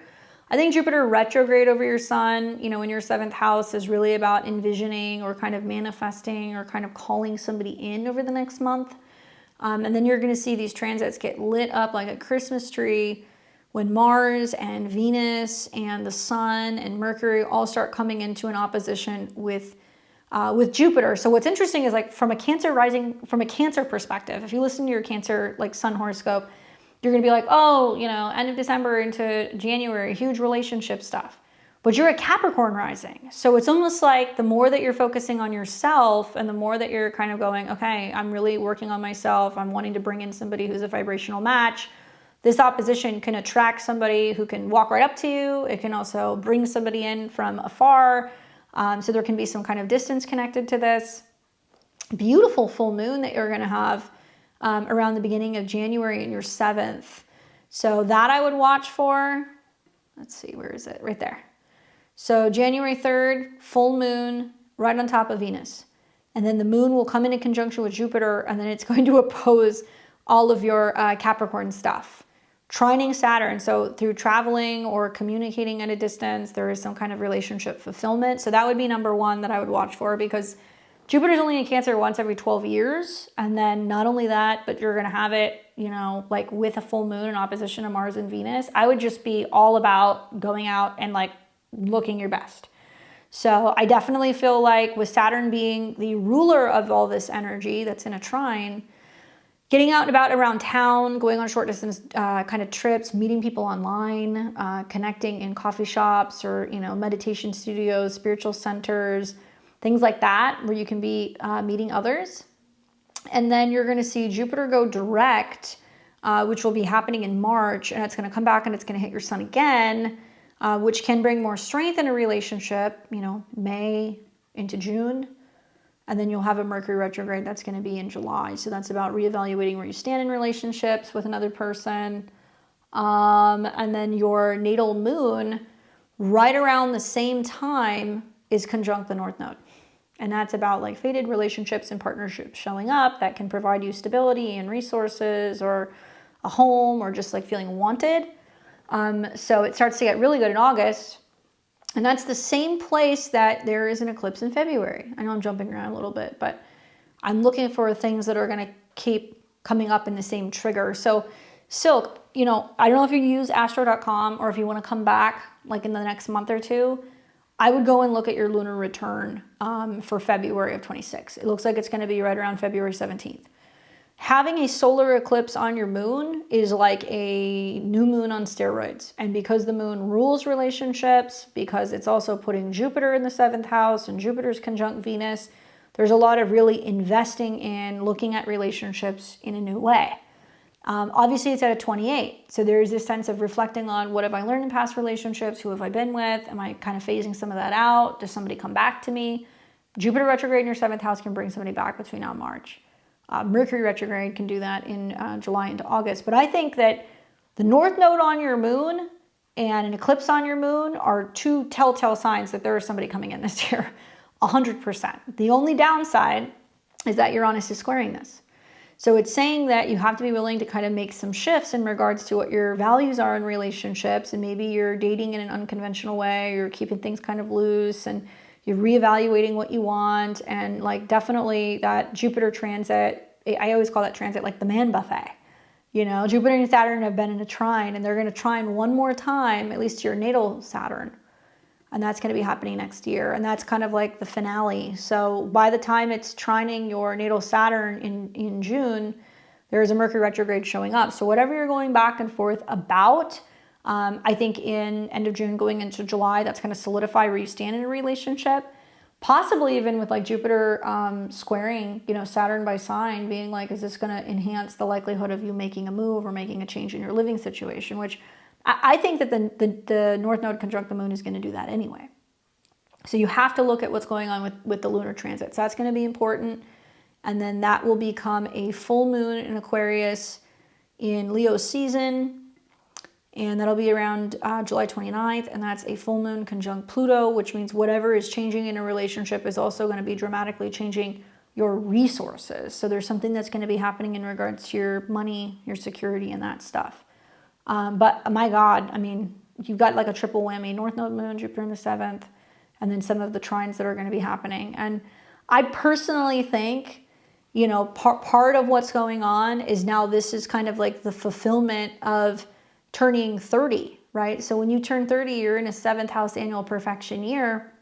And if you look at this from your whole sign standpoint, Mercury, Venus, and the Sun being there is like a huge relationship year that's going to focus on communication, love, values, home, and family. So you have to watch when planets go through the 7th house. So that's going to be kind of June, July, around your birthday. Pay attention to the lunar eclipse, which you know is going to be on your moon. Actually, that'll be a solar eclipse. The lunar eclipse is going to be in, where is it going to be? In Virgo. So it's going to be up here.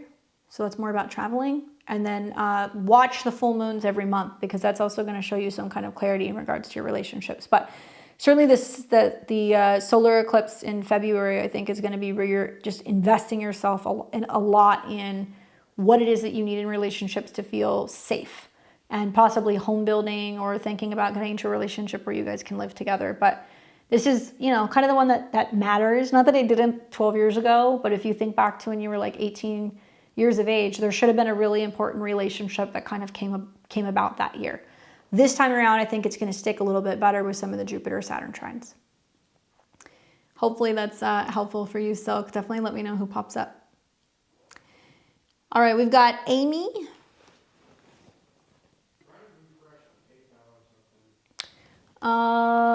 Let's see. Huh, that's really weird. I don't know what's going on with PayPal. It's very bizarre. We've never had this happen before. Like nothing is popping up on my end. So I'm wondering if there's something that is wrong with PayPal. Let me try this again. Hold on a second. Yeah, I mean it's all right. Let's see. Let me try this. Sorry, guys. I'm trying to see what I can do to rectify the PayPal stuff, so give me a second here. There we go. Come on, come on, come on.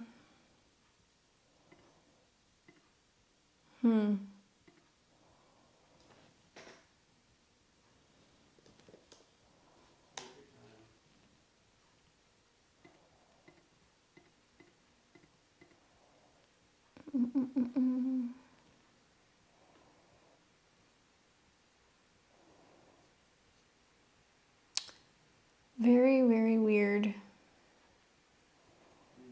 Yeah, if you can see that, it's not registering as what's come in.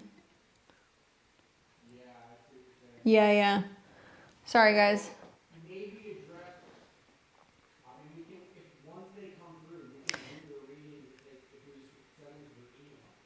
No. What we'll do is when they come through, once they process, we'll have to refund them. So sorry guys, I apologize. I don't know what's going on. There's got to be some kind of delay with PayPal because we're seeing, no. So once again, if you guys are watching, We're having an issue with PayPal. I don't know what's happening, but we only got up to like a certain amount of people. And even though it's registering on your end saying that you guys sent a payment, it's not showing on our end.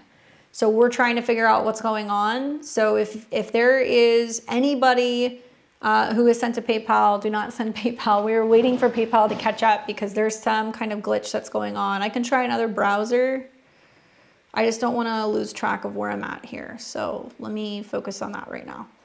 Let me try opening Safari really quick. Maybe that'll make a difference. I'll use a different browser. Sorry guys, technical difficulties. I just think the PayPal just got kind of like lit up. I think that's what happened. Maybe there was too many that came in at once.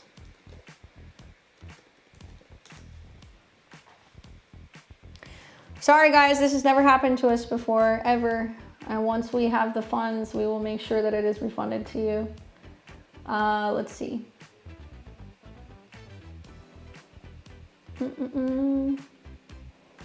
So, Amy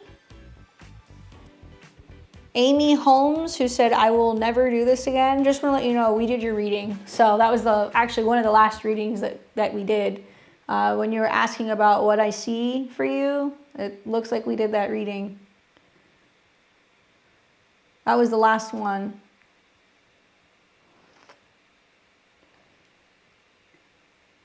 So let's see, we got Silk. Yeah, anybody beyond Amy, we don't have, just so you guys know.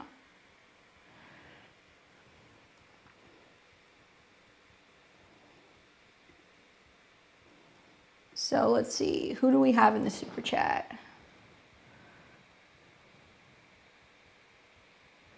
Let's see. So for whatever reason, they're not coming through, but as soon as they do, we will refund you guys, don't worry. Did you get the emails from them? Yeah, okay. Try to contact PayPal support and see if they can run those transactions. All right, so let's plug this in.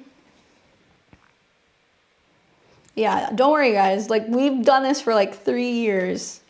So we will make sure we get it. Like I said, Amy was the last one that came through PayPal, so she's going to be able to get her reading. And then after that, we've got in the super chat, Allison, Side Up Sunny, and Sarah. So you guys are all last.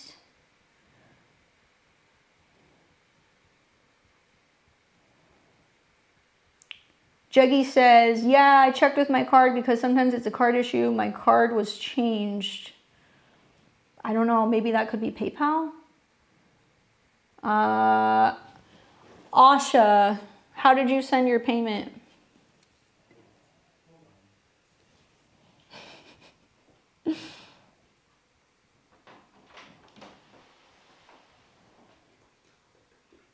Huh? Okay. Okay. Does that make sense? No. No. So what we're going to do is we're going to just go off of the list. So we're going to go off of Amy and then the other people in the super chat because I'm at a loss and I can't really do anything.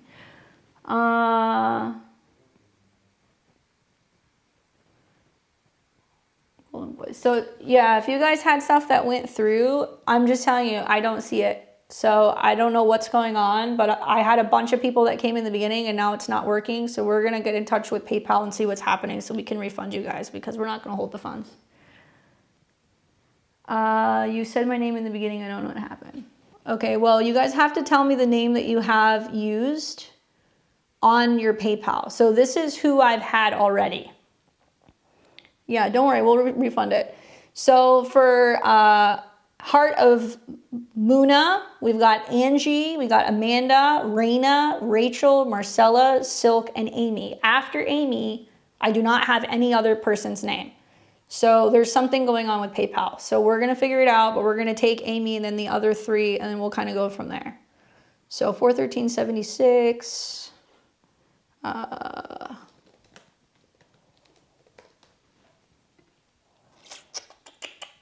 And that was in Manchester, New Hampshire. I think I plugged you in already, actually. I saved your chart. Hold on. Because I remember plugging that in. Amy was the last person to get in. Let's see. There we go. All right. So she was born 4/13/76. Nope, that's the wrong Amy. Hold on. 4/13/76. Nope, that's not her.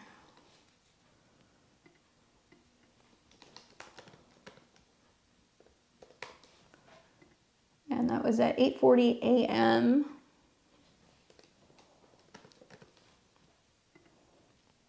in Hampshire, Manchester, New Hampshire.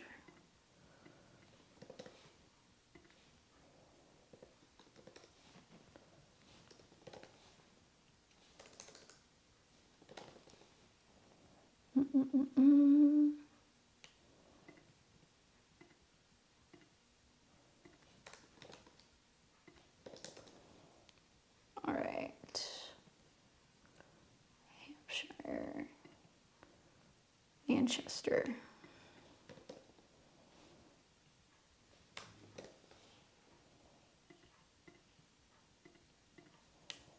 There we go. All right, so Amy is Gemini rising, 29 degrees, sun in Aries, and her moon is in Libra. And she says, what do you see for me in 2026? Sunny side up, I got you already. We got you. Don't worry about that. If you already sent it, you can scroll up. So sunny side up, Sarah and Allison, you guys are all in the super chat. Look at Rosie coming through. Let's give her a star. Down detector shows a problem with PayPal spiked about 90 minutes ago. Thank you. Appreciate it. We'll see what's going on. I promise you guys, you'll all be refunded. Don't worry. All right, so let's get back to Amy. Let's see if she's still here. 29 degrees, Gemini rising. I probably would have to say the most significant thing that you're going to want to watch as a Gemini rising are going to be transits to your Mercury. So if you've got Mercury in Taurus, and this next year, you're going through a Pluto square. So Pluto's going through Aquarius in your 8th house of other people's money. It is squaring your Mercury. So there's going to be conflicts, power struggles over communication, challenges regarding group dynamics, relationships with friends, joint finances, and it's at a 6.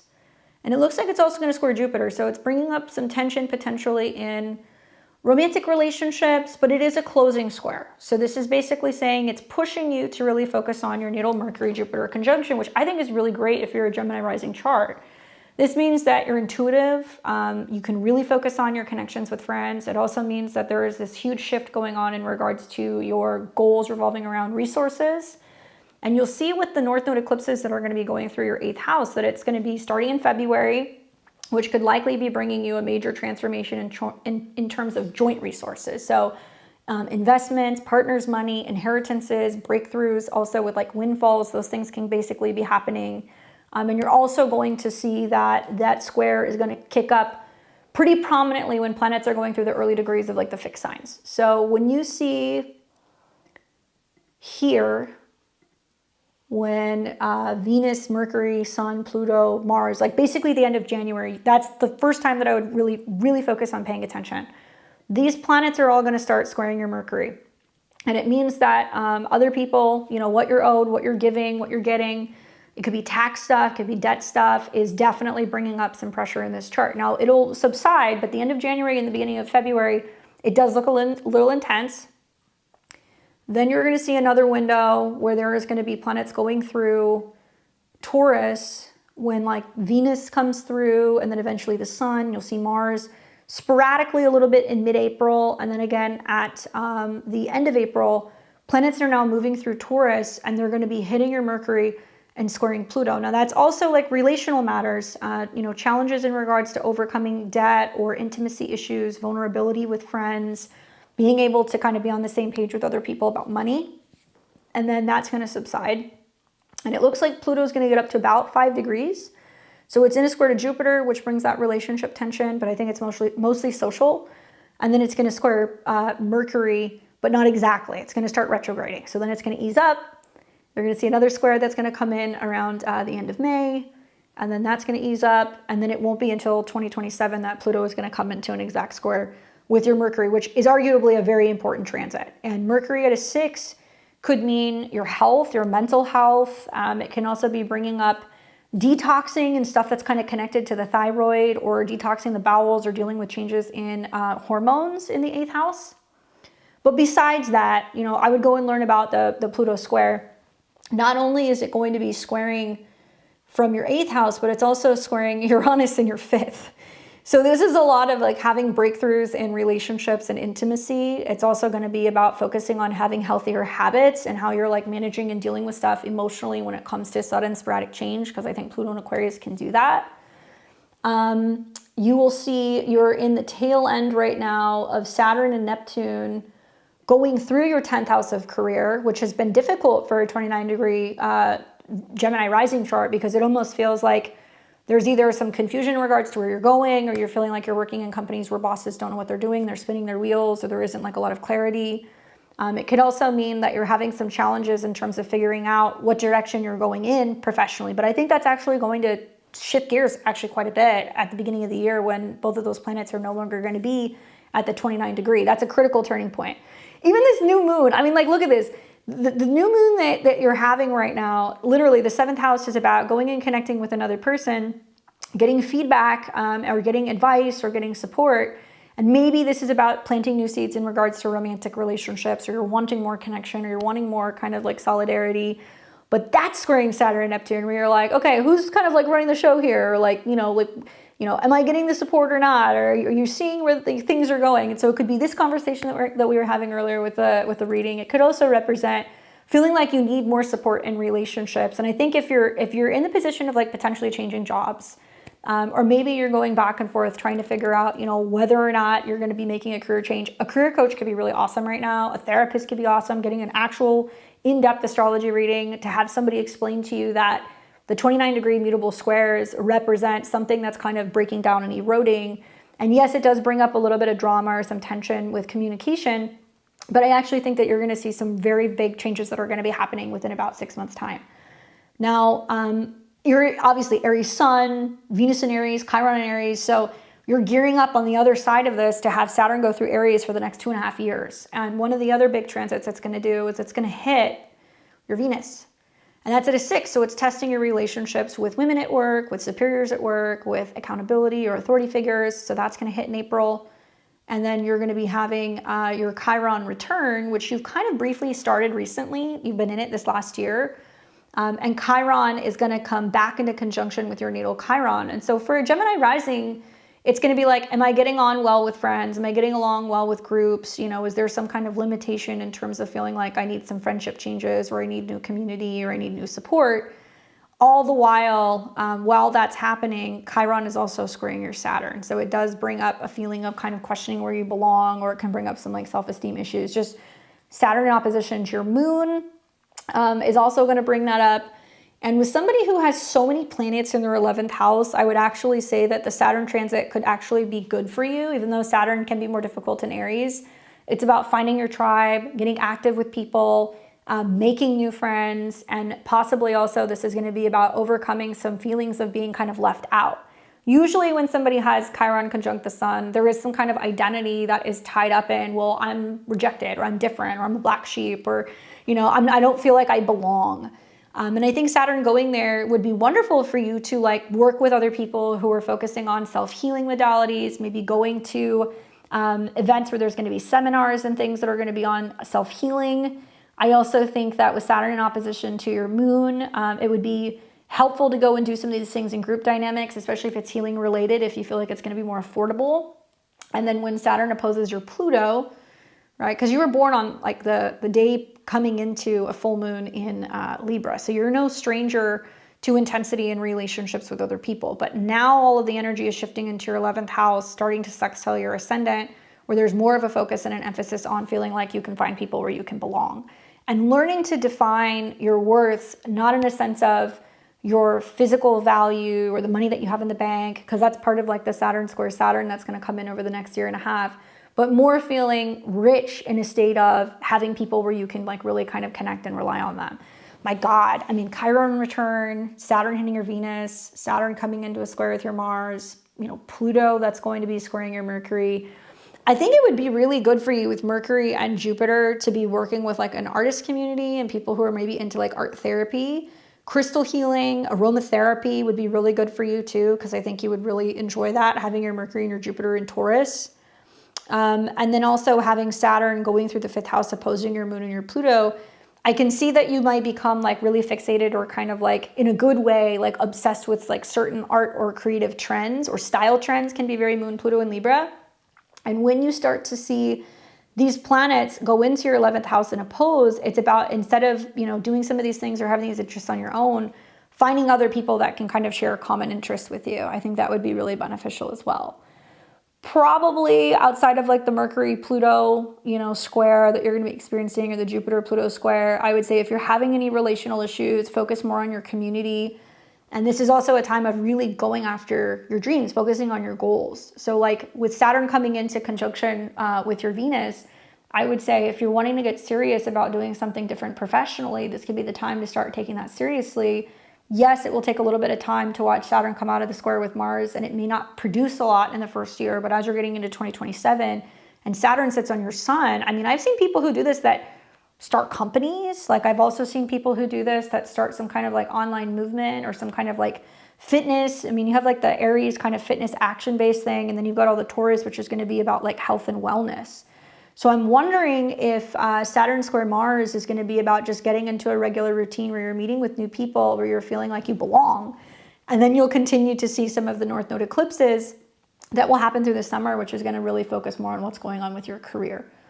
But man, so many transits all at the same time. Just if anything, this new moon that you're having tonight, that's coming into a trine with your Chiron and your sun, is a great time for relationship manifestation. Let's look at that really quick.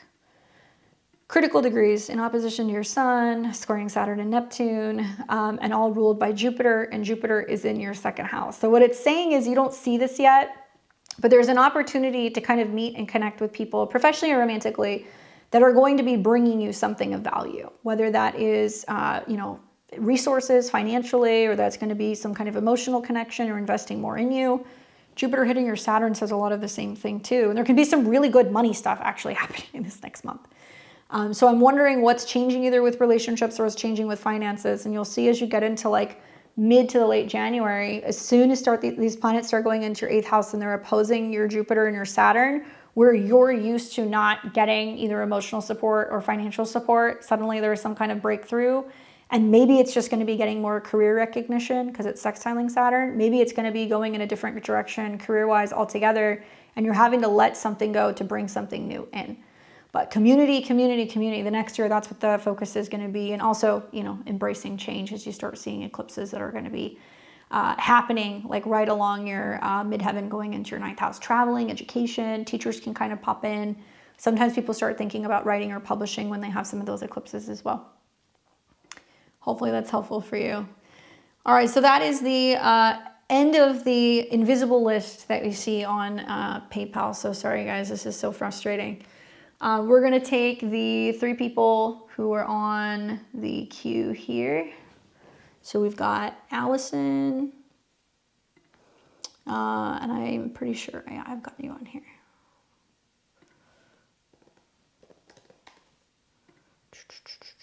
Although, let's see, was it AR? Is that how I saved it last time?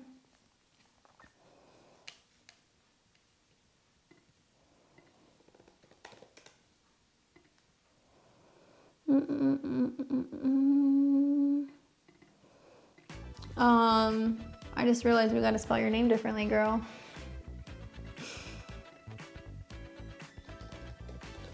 There we go. So we've got Allison, and then let me plug in Sunny Side Up Sunny.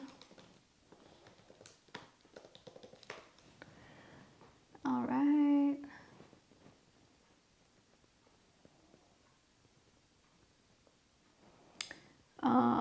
Let's see.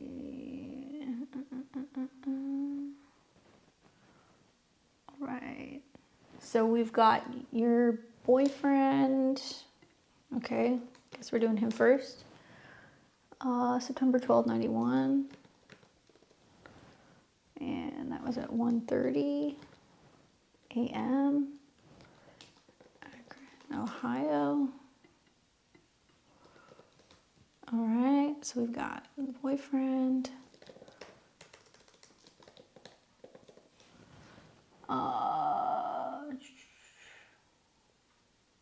3/11/95.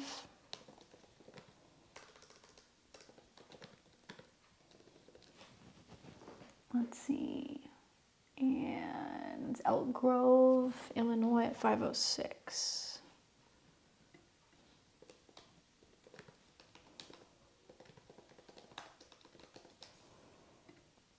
All right, so Sunny will take you after Allison, and then we've got Sarah.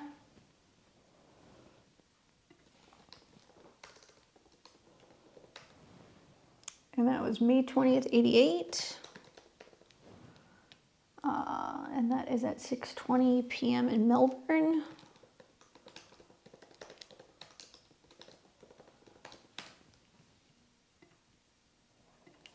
All right, so I've got all these people saved.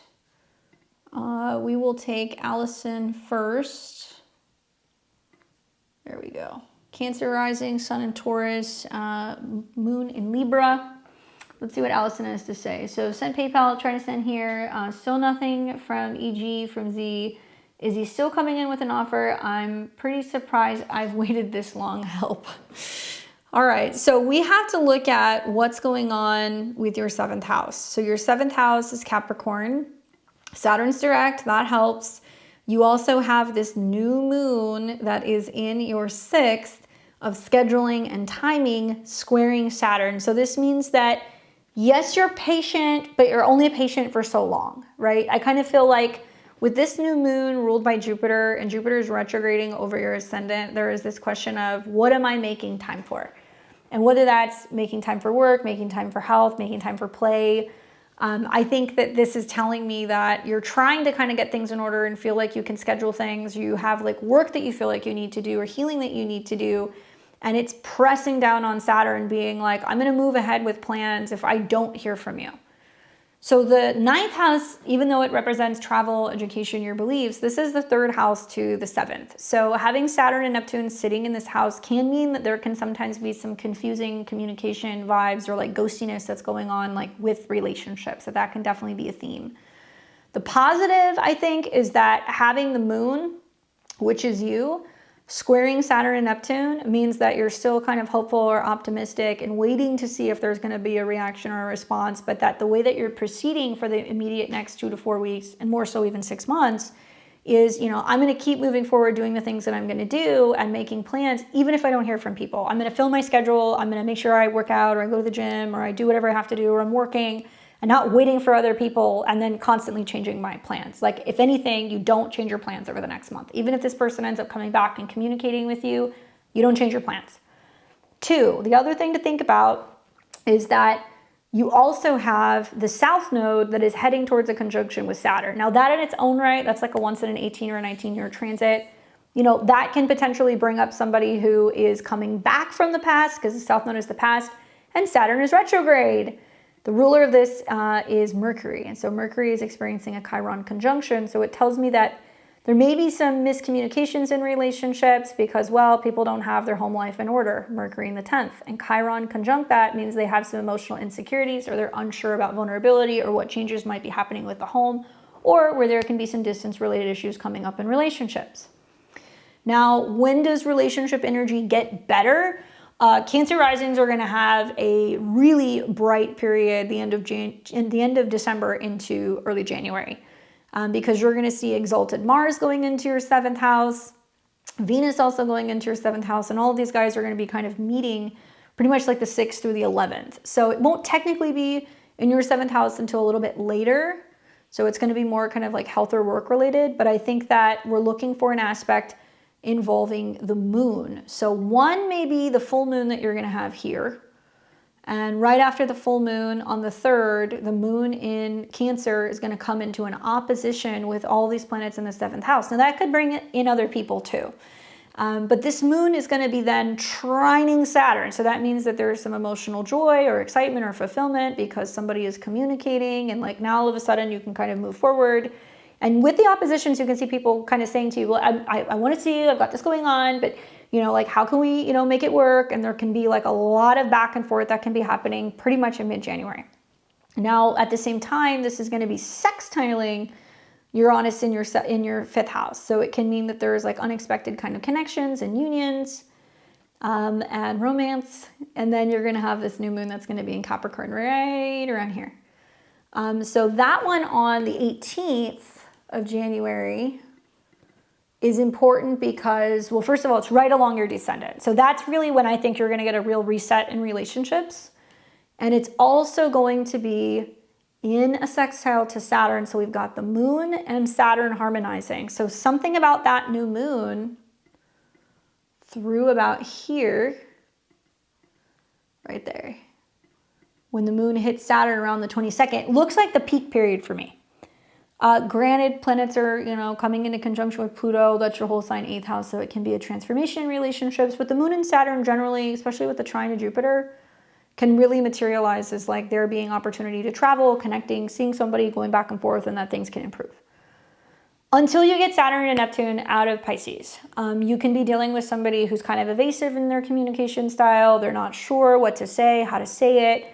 And this new moon that we actually just recently had shows me that the new moon is in the 12th to the 7th. So somebody is hiding out, and there is an inconjunct or quincunx to Jupiter. So that tells me that they are trying to figure out some scheduling issues. There's also some changes maybe going on with like home or family responsibilities.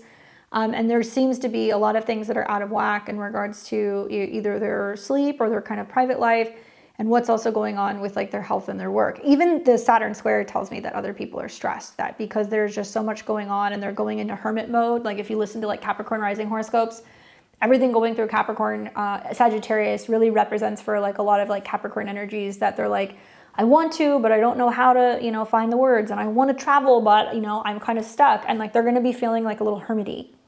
Now down the road, once you get through this period and you're no longer seeing these squares within a couple of weeks, relationship stuff gets good. This is also going to be great for like connecting with people. If you're looking to get a job, Capricorn, if you're looking for management, if you're wanting to kind of meet people in a professional way, if there's somebody new that comes in. I do look at all of your, you know, planetary energy that you have in Aries and also in Libra. So it does represent that there are people who can kind of come into your life that are helping kind of push you up to the top when it comes to your career, especially if you're doing new creative endeavors in the new year, and also getting you out of past relationships. So I can't promise you that whoever comes in this mid-January period is necessarily him. I think that you can see a whole cast of characters and multiple people that can show up with like Mars and Venus. Mars is going to be more professional. Venus is going to be more relationships from the past. I wonder with the incoming conjunctions that we're going to see, let's see, Mercury won't be a part of that, but you will see like work and money opportunities in January.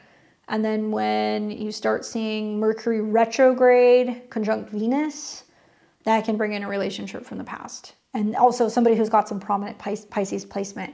That's going to be more at the end of February. And that's going retrograde in opposition to your Saturn by sign and also in a trine to Jupiter. So like more or less, lots of relationship opportunity. I think that's going to be coming in mid-January. I would probably give this until about February, just knowing that the retrograde may potentially bring somebody in who's going to kind of now suddenly have something to say. And knowing that you're a Cancer rising and relationships are ruled by Saturn, and Saturn and Neptune is going to meet on the midheaven. In this next year, you know, you're like, I am full steam ahead with people who want to work with me, people who want to be out in the world with me, people who want to be seen with me. And like, you're not willing to accept anything less. And there is a possibility that you're so focused on some of this stuff that's going on, either in a new relationship or in a work sense in April, that you're like, you know what, whatever you do has to work around my schedule. And that is literally what this new moon in Sagittarius is saying as it squares Saturn and Neptune. One other thing I would probably look at just for safe measure is also your secondary progressions in there. Oh, where'd she go? And I would want to know what's going on with your 7th house or what's going on with Venus. So this is another chart you can look at. Sometimes we see a lot of things that come through the progress chart that we don't necessarily see in the transits. You have an eclipse there in mid-February, so that checks out that there is a big turning point in a relationship. You also have Saturn as the ruler, and the South Node is hitting your Saturn, so you're like, I'm sick of giving to relationships and not getting anything in return. Let me put that on the outside so you can see it right there. And then you have got Uranus and Saturn being connected to your 7th, and it looks like Saturn's been trining that, and Uranus is on your Mars. So it wants you to actually be involved with somebody who's going to help you with your career. Uranus conjunct Mars, and it does kind of highlight long distance relationships, and boom, that Mercury retrograde that I said that's going to happen at the end of February, it's going to be right over your South Node. So somebody's going to come back around then, basically, in February. And you're going to have the opportunity to decide whether or not you're going to give them a chance. But if this were me, I would be saying with the solar eclipse on your progressed ascendant, being, ruled by the sun, this is about bringing somebody new in, and also kind of somebody who's going to help forward your career. That's like working with managers, working with new creative collaborators, and maybe meeting people who come in to help you with work, and then they end up being a potential like romantic partner, right? Just following up on this. Let's see. I think I scrolled up way too far. Am I missing anything? No, I think that's it. So Allison, let me know what happens, especially right around like the mid to late February period. I think that's going to be a definite point of focus. All right, so let's see who else we've got here. We've got Sunny. All right, so we've got Sunny here, which is March 11th, 95. And I saw the comment here. What did she say? Elk Grove Village. I did not see the village option, but let me see if it comes up again. Let's see. Oh, there it is. Cook. Here we go. Does it change anything? Nope, it's not, but I still put it in there. So you're in Aquarius rising. You've got your sun in Pisces. You've got your moon in Cancer. All right. And then we're looking at your partner, September 12th, 91.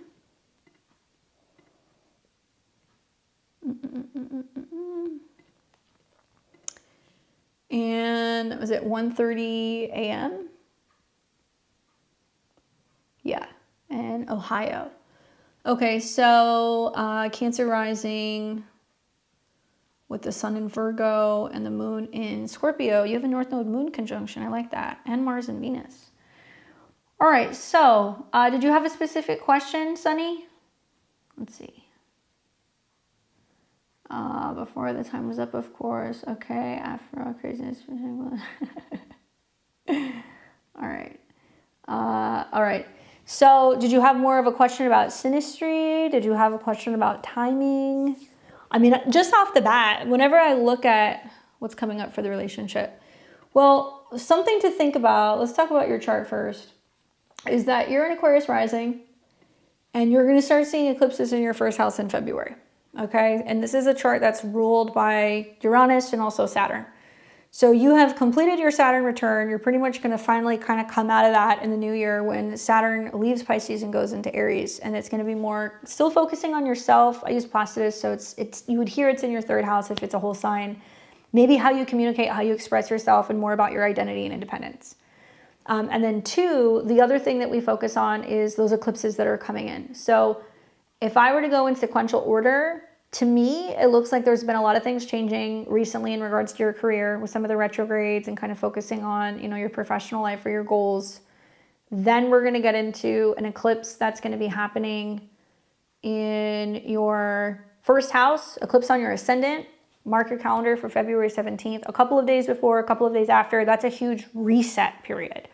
And for you, the sun is going to represent your relationships, and the moon is going to represent timing and scheduling, work relationships, relationships with healthcare practitioners, and also just a huge identity change. Usually when you have an eclipse on your ascendant, within that 6 to 12 months, you start some new chapter. So you could go through a huge transformation physically, you cut your hair, change your style, but it also means that you're setting goals for yourself, and what you are doing and how you're managing relationships. So it can be a period where you're really focusing on kind of like looking into the future with a partner.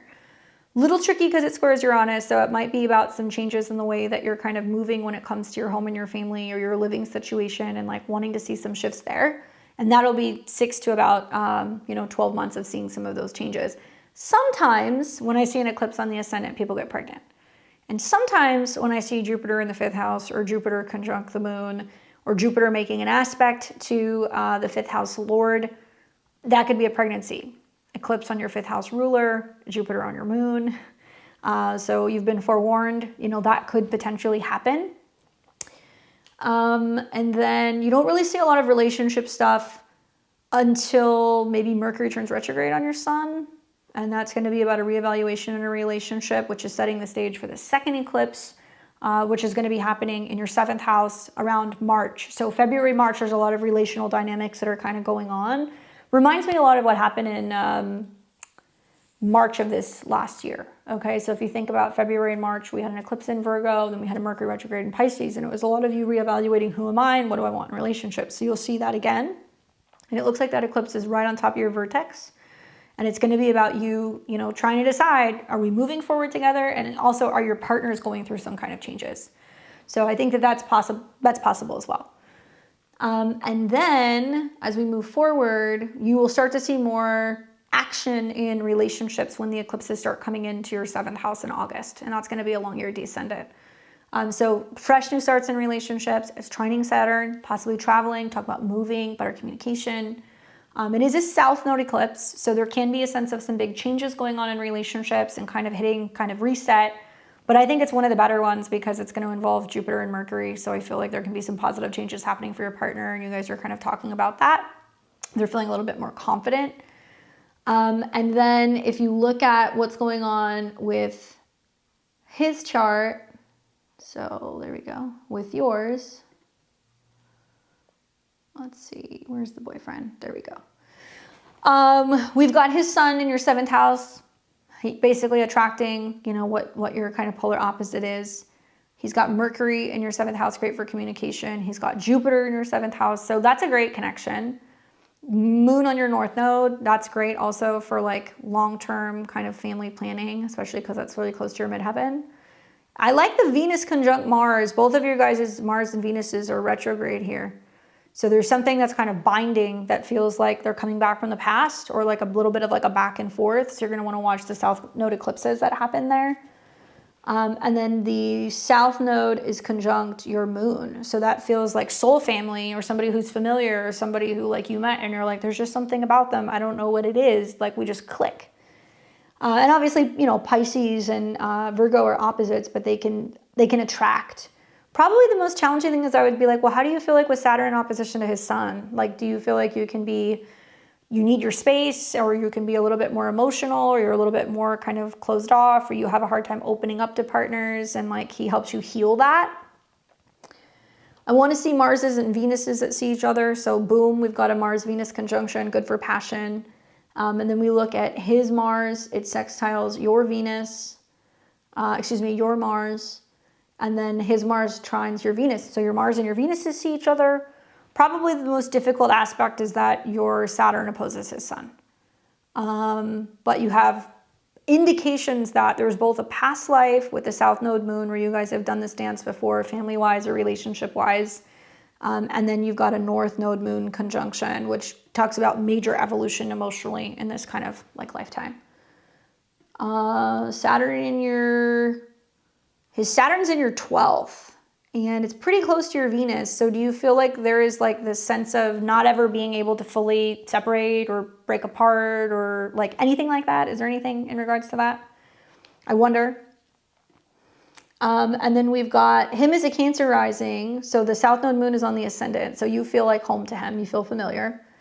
And your Mars sits on his Venus. So this is good for feeling like wanted. And I like the Mars and Venus in Leo aspect. It definitely feels like very like passionate, kind of dramatic, and also kind of like past lifey.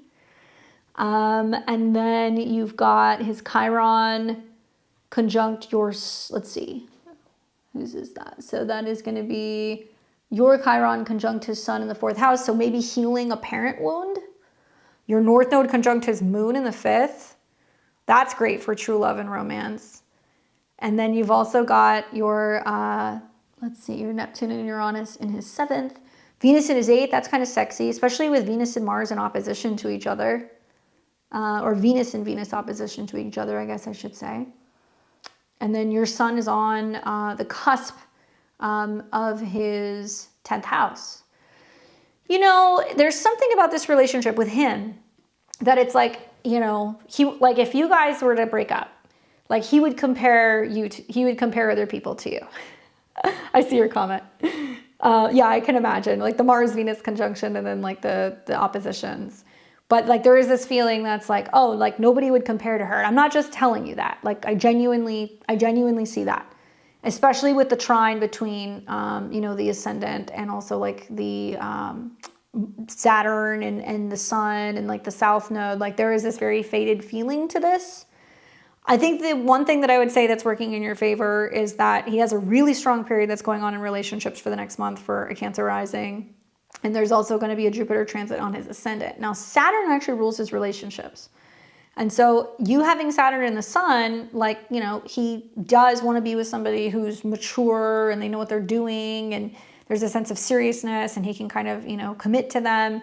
And he's been going through a huge Pluto-Saturn transit for the last year that's dramatically changing the way that he looks at relationships and also like intimacy. So there's something there that it's beyond just being together. It's about the breakthrough and like working through some of the heavier topics that come up in relationships and like learning how to work through it and like still stay together and focus on your goals. Like I feel like Pluto hitting Saturn could have ended a relationship. And if it hasn't, if it's materialized more as like getting deeper together, that's great.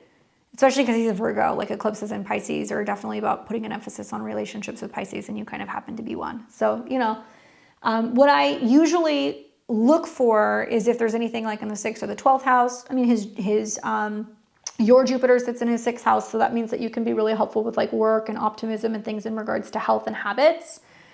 And your Pluto sits on his vertex. So that's about meeting somebody that's like, whoa, this changes the way that I look at like love and passion and sex. And then his Sun is very close to your vertex. And looks like that's happening in your 7th. I mean, the only thing is just his Saturn in your 12th house. I would wonder if there's this feeling that's just like there's always going to be something there. And for eclipses to be going on in Virgo, you would have already started seeing some potential kind of like relationship changes in this last year, but they will become more pronounced and more kind of dramatic and like bigger in 2026 and 2027 as you start seeing the South Node eclipses going through your 7th house. And that could literally mean, you know, clearing out some like karma in regards to relationships. And you guys both have Mars and Venus there. I would watch just for timing wise, because I know that there is going to be a retrograde that's going to be there at the beginning of 2027. You will see a Mars retrograde. So this is the transits on the outside. So you'll have the eclipse first, which is around August 12th, very close to, it looks like, what is that? That's going to be his Venus. And then you're going to have a Mars retrograde that's going to go through there. And it looks like there's some definitive like relational and communication changes that's going to be happening basically at the very beginning of 2026. It'll start in November of 2026 and then it'll go into 2027. So I meant 2027. And that retrograde is going to go right over the Mercury, the Jupiter, and also transit Jupiter, and also your guys's, looks like it's going to be is that your Venus? His Venus and your Mars. So something's going on where there's like working something out and you have to be really aware of that. I personally think with the trines to Saturn, it's just improving communication, maybe traveling together or talking about making a change in your living situation. And you've probably been already through the thick of it as a Pisces with changes going on with Virgo relationships. Now, as it gets into Leo, you can focus more on passion and creativity and like now overcoming some of the challenges where both of you guys have had to kind of give each other space. But yeah, your guys' synastry is really wild. I think my favorite thing is the Mars and the Venus retrograde and the fact that it's sitting right on the descendant. Like I would read that as they're coming back to you and it's like a karmic contract and it's about what you're learning and it's about growth and development in relationships and also traveling together or like culture stuff. But he's got all the kind of vertexy 7th house things that you would traditionally see. Not very graceful, but it's happening. Definitely working out trauma, childhood trauma together. I could see that, especially with the South Node moon stuff. That's like learning to be like, oh, I'm not your mom, you know, and you may feel like you're doing that. And the Pluto North Node is about feeling like I can teach you in other ways without feeling like I have to, like, you know, play out some of your family dynamics like in our relationship, because that can happen. And then for him, the same thing, you know, so still that South Node moon is on the ascendant, like not feeling like there's a lot of moods that are directed at you. And then like the North Node, Pluto in the 5th house, is like definitely very passionate. Like I can tell he's pretty crazy about you, but you have probably had to create boundaries in this last year when you were realizing that relationships were like exhibiting some unhealthy kind of tendencies, and where you're learning to kind of work through it. Hopefully that's helpful in giving you some insight there. All right, so I'm just scrolling back up here. So I think we had Sarah.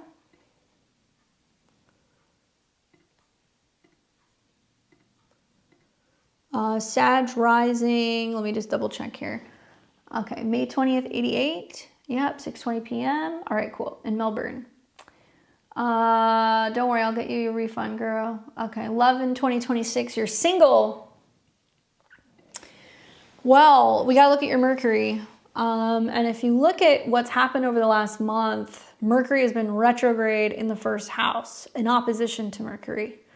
So I see that as you probably taking the last like month or two being like, what do I want? Do I even want to be dating? If I do, how am I going to meet somebody? Like, how is somebody going to come into my life? Like, is it going to be possible to connect with someone? And deciding whether or not you want to get back in the game. The only challenge is that, to be honest with you, this is a chart that has been very swamped with a lot of emphasis in the 1st house of self, coming into a square with Saturn and Neptune. So there's a lot of, do I have to move? Do I have to take on family stuff? Do I have to focus on clearing out the past? Is there stuff going on with parents? Are there things going on with my roommates or living situations?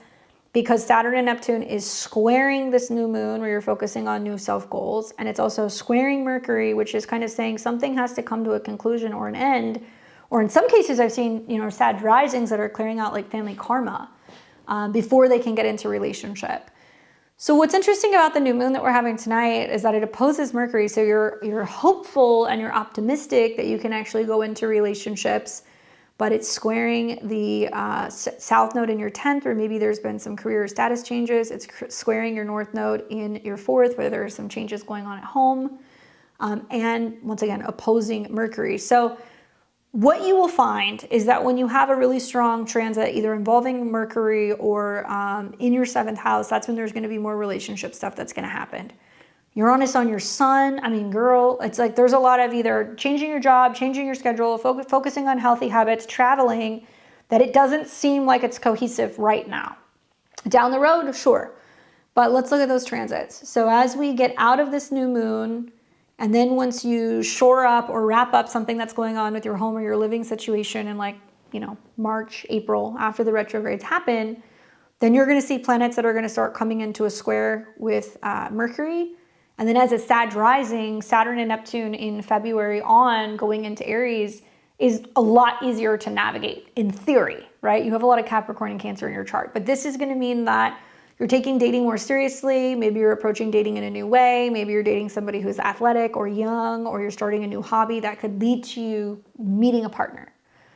The challenge here is that you have a lot of Capricorn at the early degrees. So Uranus, Saturn, and Neptune being a Sag rising, this is like, I have a really good friend who has similar aspects like this. And there is like a side of you that's like really serious and committed and driven with your work and your career. But then there can be another side of you guys that's just like, I need my freedom, and like work is your freedom. And so it can sometimes give you a bit of a stall when it comes to relationships. However, I think that as soon as the eclipse happens on your Mars, you're either going to be traveling or there's going to be some social things that are going to be happening. That's going to give you the opportunity to focus more on connecting with people, traveling, meeting people online, dating again, and like it gets a little bit easier to navigate pretty much from mid-February on. I like that eclipse also because it's going to be trining Mercury, which rules relationships. And it's about getting out of your comfort zone and like approaching people and like putting yourself out there. Then you will see maybe some hiccups in in April, because there's going to be some Saturn, Mercury, Neptune things where you could meet somebody who's like younger, or you're questioning whether or not, you know, they're like in it for the long term. And then when that breaks through, then you're going to have Uranus going into Gemini in the summer. You're going to have Venus going through your 7th house in the summer. And you have to be very selective with who you're meeting and dating this year, because you're going to see Saturn and Neptune square Uranus. So it's all going to be about getting to know somebody and really asking the right questions, and also squaring your Venus. So once again, things don't really start to kind of improve until after February. I do think that something else that I would kind of watch is when Uranus is retrograde. You might be reevaluating relationships with somebody that you've met in October. And then when Uranus comes back direct and it's coming into closer contact with your 7th, I do see much more kind of like commitment-oriented things, I believe, happening in the summer of 2027. Because there's no outer planets that are aspecting your Mercury this year. Saturn's not sextiling it yet. That won't be until 2027. Pluto's not trining it yet. That's not going to be for a while. And I think with Uranus on your Sun, this is going to be spontaneous work changes, and also changes that are possibly going to be happening in regards to your career. Uranus on your Sun is like some big changes to where you're working, how you're working, your habits, your routines, and a lot of Taurus placements just in general, knowing that we're going to see Jupiter going into Leo. It's going to produce a lot of like big shifts with where you're living. So I'm wondering if some of the work stuff ends up being successful, there's like a potential home move, and then you're making more room for relationships.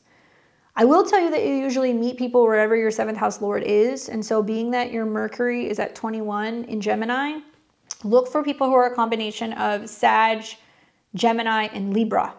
Those are the ones that are going to be the most prominent. And also it can be somebody who approaches you. Also it can be a long distance relationship because it's in opposition to Saturn and Uranus, or somebody who maybe is introduced to you by someone and then you guys kind of become friends, and it can be somebody who you've known for a while. She says, oh, so I might move to a next city next year. Yeah, you might. When Saturn and Neptune finally leave your 4th house and they go into your 5th house, you might meet like a young stud, you know? And like if there's going to be a move, it's going to be triggered after the eclipse in early February. But Venus in opposition to Uranus, that's a lot of changes in relationships, you know, people kind of coming and going. And then Venus in opposition to Saturn, you know, love getting better with age.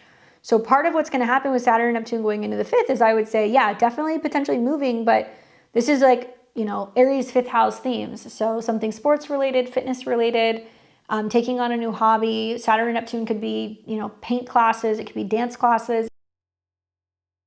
Things that involve water. So like extracurriculars that are connected to water, if that's something that you want to do. And you'll be able to kind of feel a little bit more comfortable after February. I want to see Saturn and Neptune come out of a square with Uranus and Venus before you can feel a little bit more set in relationships. But Uranus hitting your Juno, I mean, that could definitely suddenly, unexpectedly bring somebody in like out of the blue. And that's kind of been happening this year. Maybe you started waking up to the idea of like, maybe I would like to settle down or get married. But probably when it comes back, let's let it pass and let it go direct. And then it's looking even stronger as you're kind of getting into the spring and summer of 2027, when Saturn starts sextiling your Mercury. That's where there can be a little bit more stability. So hopefully that's helpful. Let me know what happens around that eclipse. Do you plan a trip? Are you going to be moving? Something's going to happen there. And that trine to Mercury is like, you know, getting out and meeting people in new areas. I think that's going to be the best way to kind of play that. Hopefully that's helpful for you, Sarah. Did we add somebody? Okay, so we've got Iman. I think you were one of the ones who sent it, but we didn't get it. Can we make a note of all of the super chats? Can we write them down so that way we make sure that we know who they are, so we make sure that they get refunded? All right, so let me see. I think I've got you here. And that was what, September? November 29th. Nope, I don't have you here. So let me plug you in.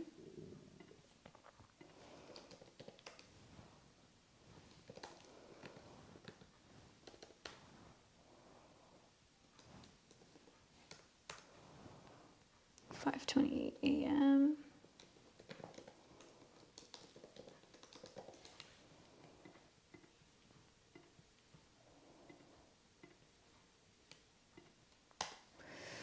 All right. Scorpio rising, sun in Sag, moon in Virgo. Let's see. Trying to switch jobs. I have a few offers. I don't know which to choose and uncertain about which career path I want to continue with. I just want to work with a team that's not toxic. You're welcome, Sarah. Thanks for coming by. All right. I feel you on that. I understand. I get what you're saying. I've been hearing this a lot from Scorpio risings. You know, recently in this last year, over the summer, Saturn and Neptune went into Aries. So it has been a sneak preview of, hey, what's not working in my office space, where people are combative. Saturn can be difficult communication. Neptune is like, this is like not feeling cohesive, and also like it doesn't feel joyous. It doesn't feel fun. It's almost like it sucks all of the air out of the room. So, you know, you have not had your Saturn return yet. So you have a natal Saturn in the 6th house. So this is definitely something that you are kind of learning throughout this lifetime, at least up until 30.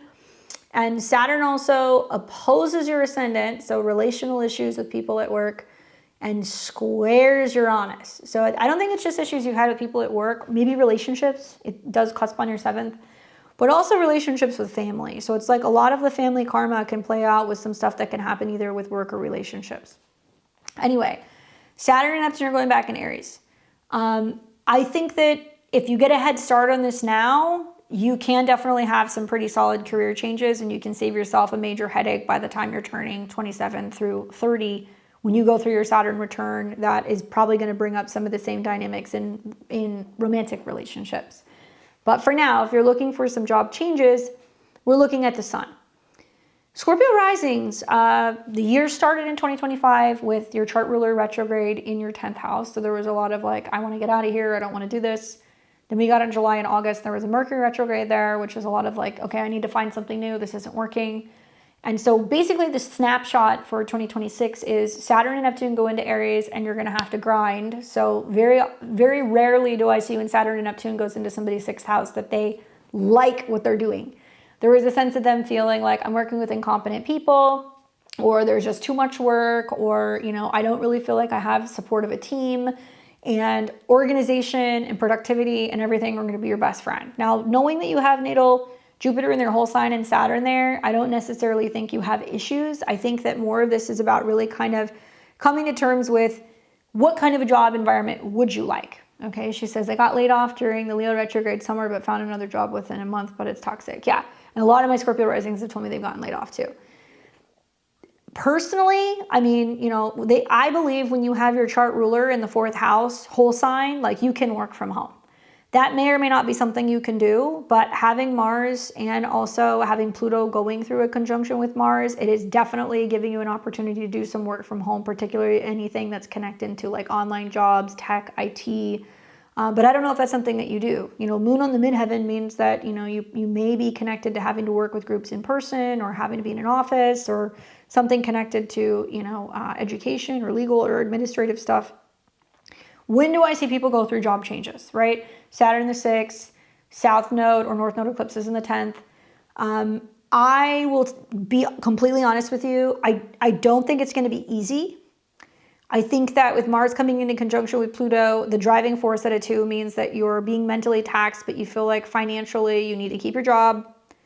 You are then going to see Saturn and Neptune go into Aries, which is going to represent the possibility of starting a new job. And when that happens, it's ruled by Mars, as Mars is in the 4th house. So I would be looking for something remote. If you can find that in January or February, that's what I'd be looking for, or something closer to home, or something involved in hospitality, home care, property, real estate related things. And then things get a little challenging when Saturn comes into contact with the sun. And also when we see Mars coming into contact with Saturn and Neptune. So there's a pressure point that's going to come up in mid-April that can represent quitting a job, changing a job, starting a new job. And really what it wants you to do is get really serious about doing something that's going to be more independent, right? Aries. And the whole purpose of having Saturn going through the 6th house is like coming up with a routine, making sure it works for you, making sure that you have some kind of freedom in the office space or freedom with your schedule. And then we start to see something blossom, where then when you get into the eclipse that's going to happen in August, you're going to have an eclipse on your midheaven. Okay, it is a South Node eclipse. So you might be like, okay, you know, I'm finally ditching the toxic job. but it's trining Saturn. So it means that you have something new coming in and you can have some kind of career glow up that's going to happen over the summertime. And Jupiter for the rest of the year will go into your career house, helping you make more money. And it will trine Saturn, and like all of that hard work, dedication, maybe working your way up in a position, or maybe working at a job that you're not crazy about until you find one that's going to be better. Then all of a sudden you start to see the breakthrough. So it wants to make sure you're willing to put in the work and the effort, and you're probably having to deal with some people that are kind of difficult to deal with. But as soon as Saturn and Neptune start separating, I would say like after, April, things will get easier. And it'll certainly be quite successful when Jupiter is in your 10th house and it's trining Saturn. So I could definitely see that as something that's great. And you're a Sag. Look, you got Sag Sun, Chiron, and Pluto. I mean, relational issues are expected, especially with communication or with family. While Uranus is in opposition to your Sun, and it's triggering some communication wounds with Chiron and also Pluto. You're going to be getting a little bit of back and forth from people, whether it's relationships or with siblings. That's definitely for sure. And that South Node is coming in conjunction with your Moon, which is, classic. I'm burnt out of my job. Emotionally, I'm spent and I just don't feel good here. And that's making me feel like if you stay where you're at now, you're really having to like thug it out February, March, and April. And you have to watch your health in the process because there can be some health stuff that can come up with Saturn and Neptune in your 6th.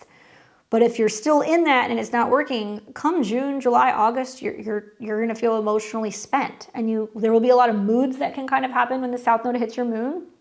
The Moon is in Virgo, so you're going to go like, emotionally I don't feel connected to this field anymore, or, I'm sick of working with this group of people, or I'm not here to make any friends.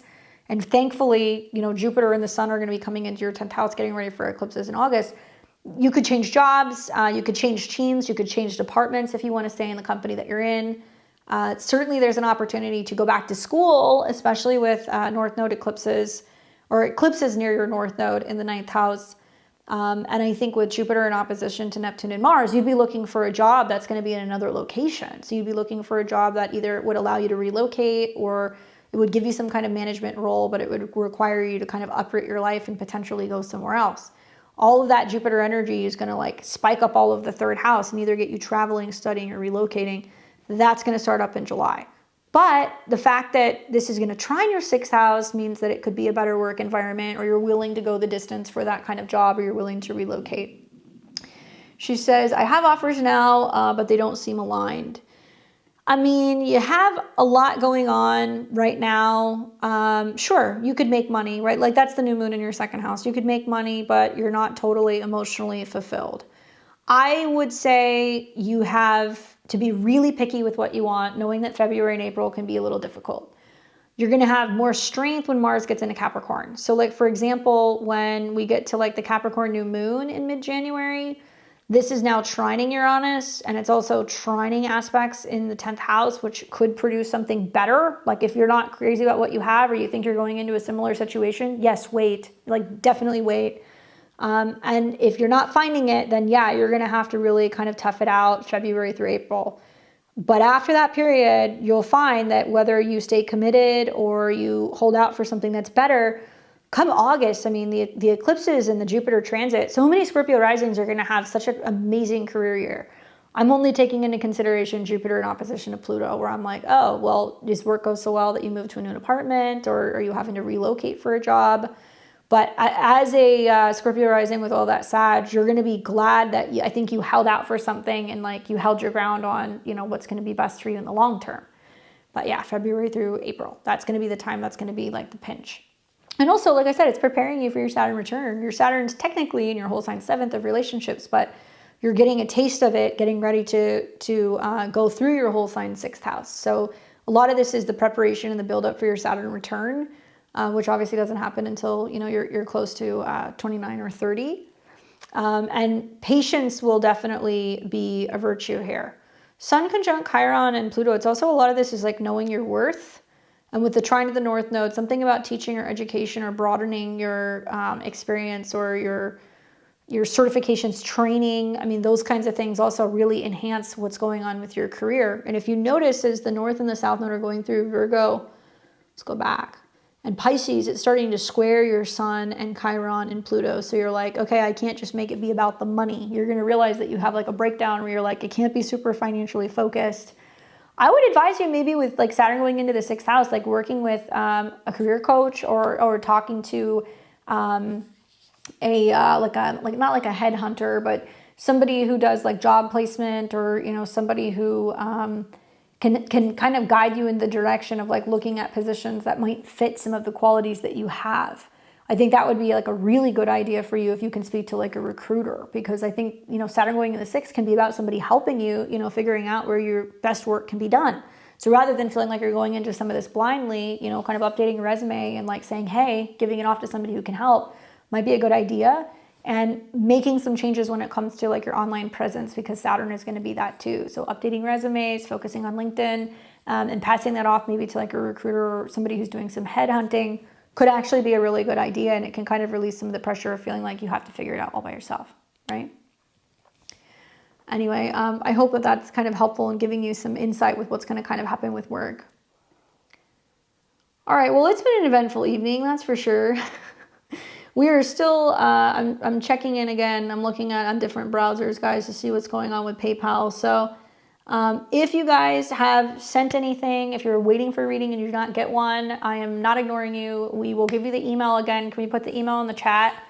And please either take a screenshot and email it to us, or just show us the transaction, because there is obviously something going on with PayPal right now. So all of those readings who are anything beyond Amy and Silk and Marcella will get refunded. As soon as we have them, we'll be able to put them back in your guys' account. So don't worry. I'm going to follow up with them as soon as we get off the live to kind of see what's going on and why they're not registering on our end. We are, so send it to btvmailing@gmail.com. And then we hope to get that to you. If not tonight, if they come through, we'll be working on it tomorrow. But we're here every Friday, so we'll be here next Friday for live tarot. So if you guys want to join us, join us. Make sure you subscribe to the channel so that way you can see more of the videos. Sunday, we're going to be talking all about what's going on with Venus going into Capricorn for the astro weather. So if you guys want to join me there, it would be awesome to see you. Otherwise, I will catch you guys here next Friday for the live tarot readings. And if you want to see more about me and my work, you want to book a reading, or if you want to learn astrology, click the links below and head over to beyondtheveiltarot.com. All right, guys, I'll see all of you very soon. Enjoy your weekend, and you guys take care.